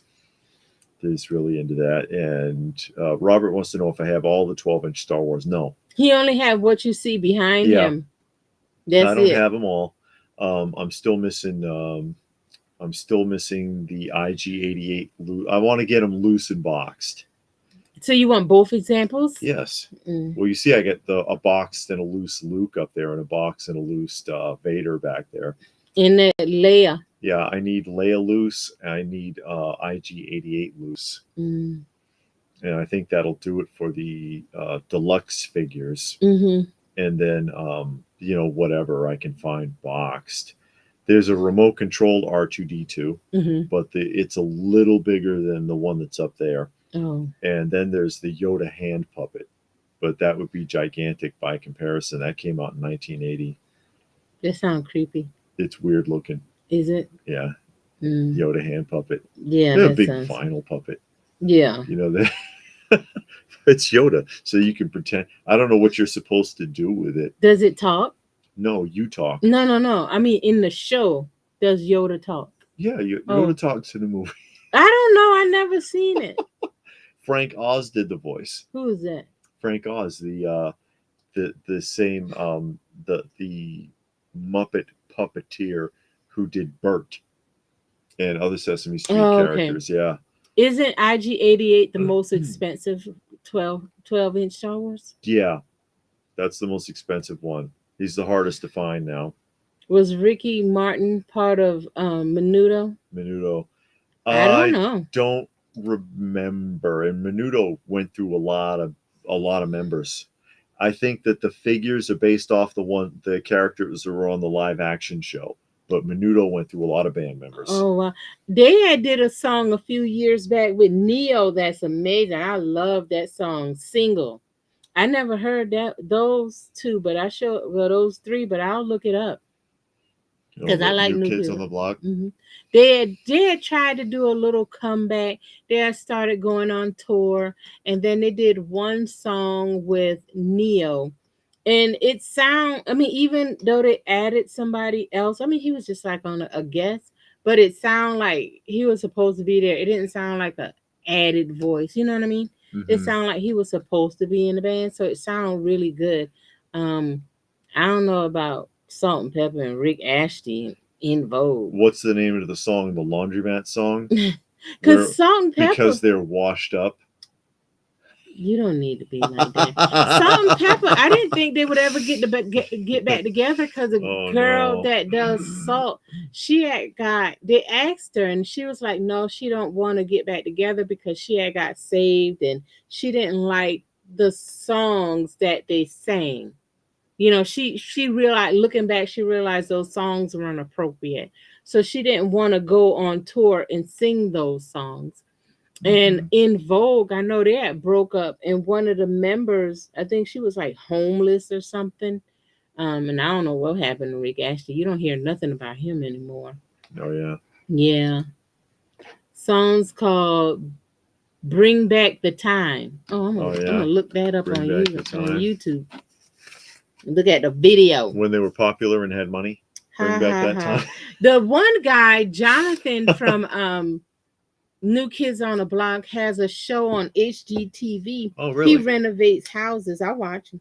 Oh He no. renovates farmhouses in the Boston Rob Van area. Winkle was doing that for a while. Yeah, He but got in he's trouble. because he was stealing. Well, somebody was stealing it. It wasn't him, Yeah, but he got accused of it. yeah. They were robbing the houses that they were renovating. I had watched a couple of his the episodes of his show, and then he was doing one with the Amish where he went to the Amish village to learn carpentry, I see. and that one was pretty good. But the guy from New Kids on the Block, he people buy old farmhouses around the Boston, Massachusetts area, and he renovates them. Okay. Okay, K Munins Union's is gotta go. leaving, Oh and well. we're about to be packing up too. Yeah. We should get were you still writing down? Yeah, yeah, yeah. Yeah, because we're over 3 hours. Mhm. And I have cats to feed. Yeah. Many cats that are relying on me for their sustenance, that including the poor baby. He's a Them cats are not starving. He's his little burned paws and his little Yeah, sad stay face and his burned. big eyes. Bring back the David time. says, "Would you get one of those Paul Winchell puppets or string dolls that sits on the lap?"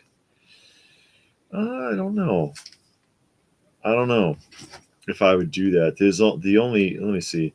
The only the He only got puppet those that Sesame Street puppets. the only puppet, yeah, I do. I do get the child guidance puppets. That is true. I do get the child guidance puppets. Mm-hmm. And the only other one that I would be interested in is, oh God, if I can remember his name, it's Peter Patter. Peter Patter is terrifying. Mm-hmm. So if I ran into Why a would Peter, you get that then? because man, it's crazy. It's a ventriloquist doll from like the 50s or something. Mm. It's Peter Patter. Hold on a second, and I'll show it to you. There you go. Oh God, no! You ain't bringing that in here. All them evil spirits. That is Peter Patter. No, he ain't bringing that in here. Come on, Mm-mm. come on. The box is misleading because look how he looks on the box. You look creepy still. And then you get that. That's a rare one. That thing is worth quite a bit. But anyways, with that, we're going to go ahead and start wrapping things up. I just want to say we appreciate everybody for joining us this evening. We'll do the show tomorrow. Oh, 109 Wow. in Jersey. Really? Wow. First toy show. It was small but fun. I got a lot with my savings. Good for Good you. deal, Eric. But Okay, yeah. We'll go ahead and sign off. We get the show tomorrow. And of course, we'll do the tour, and we'll catch you again sometime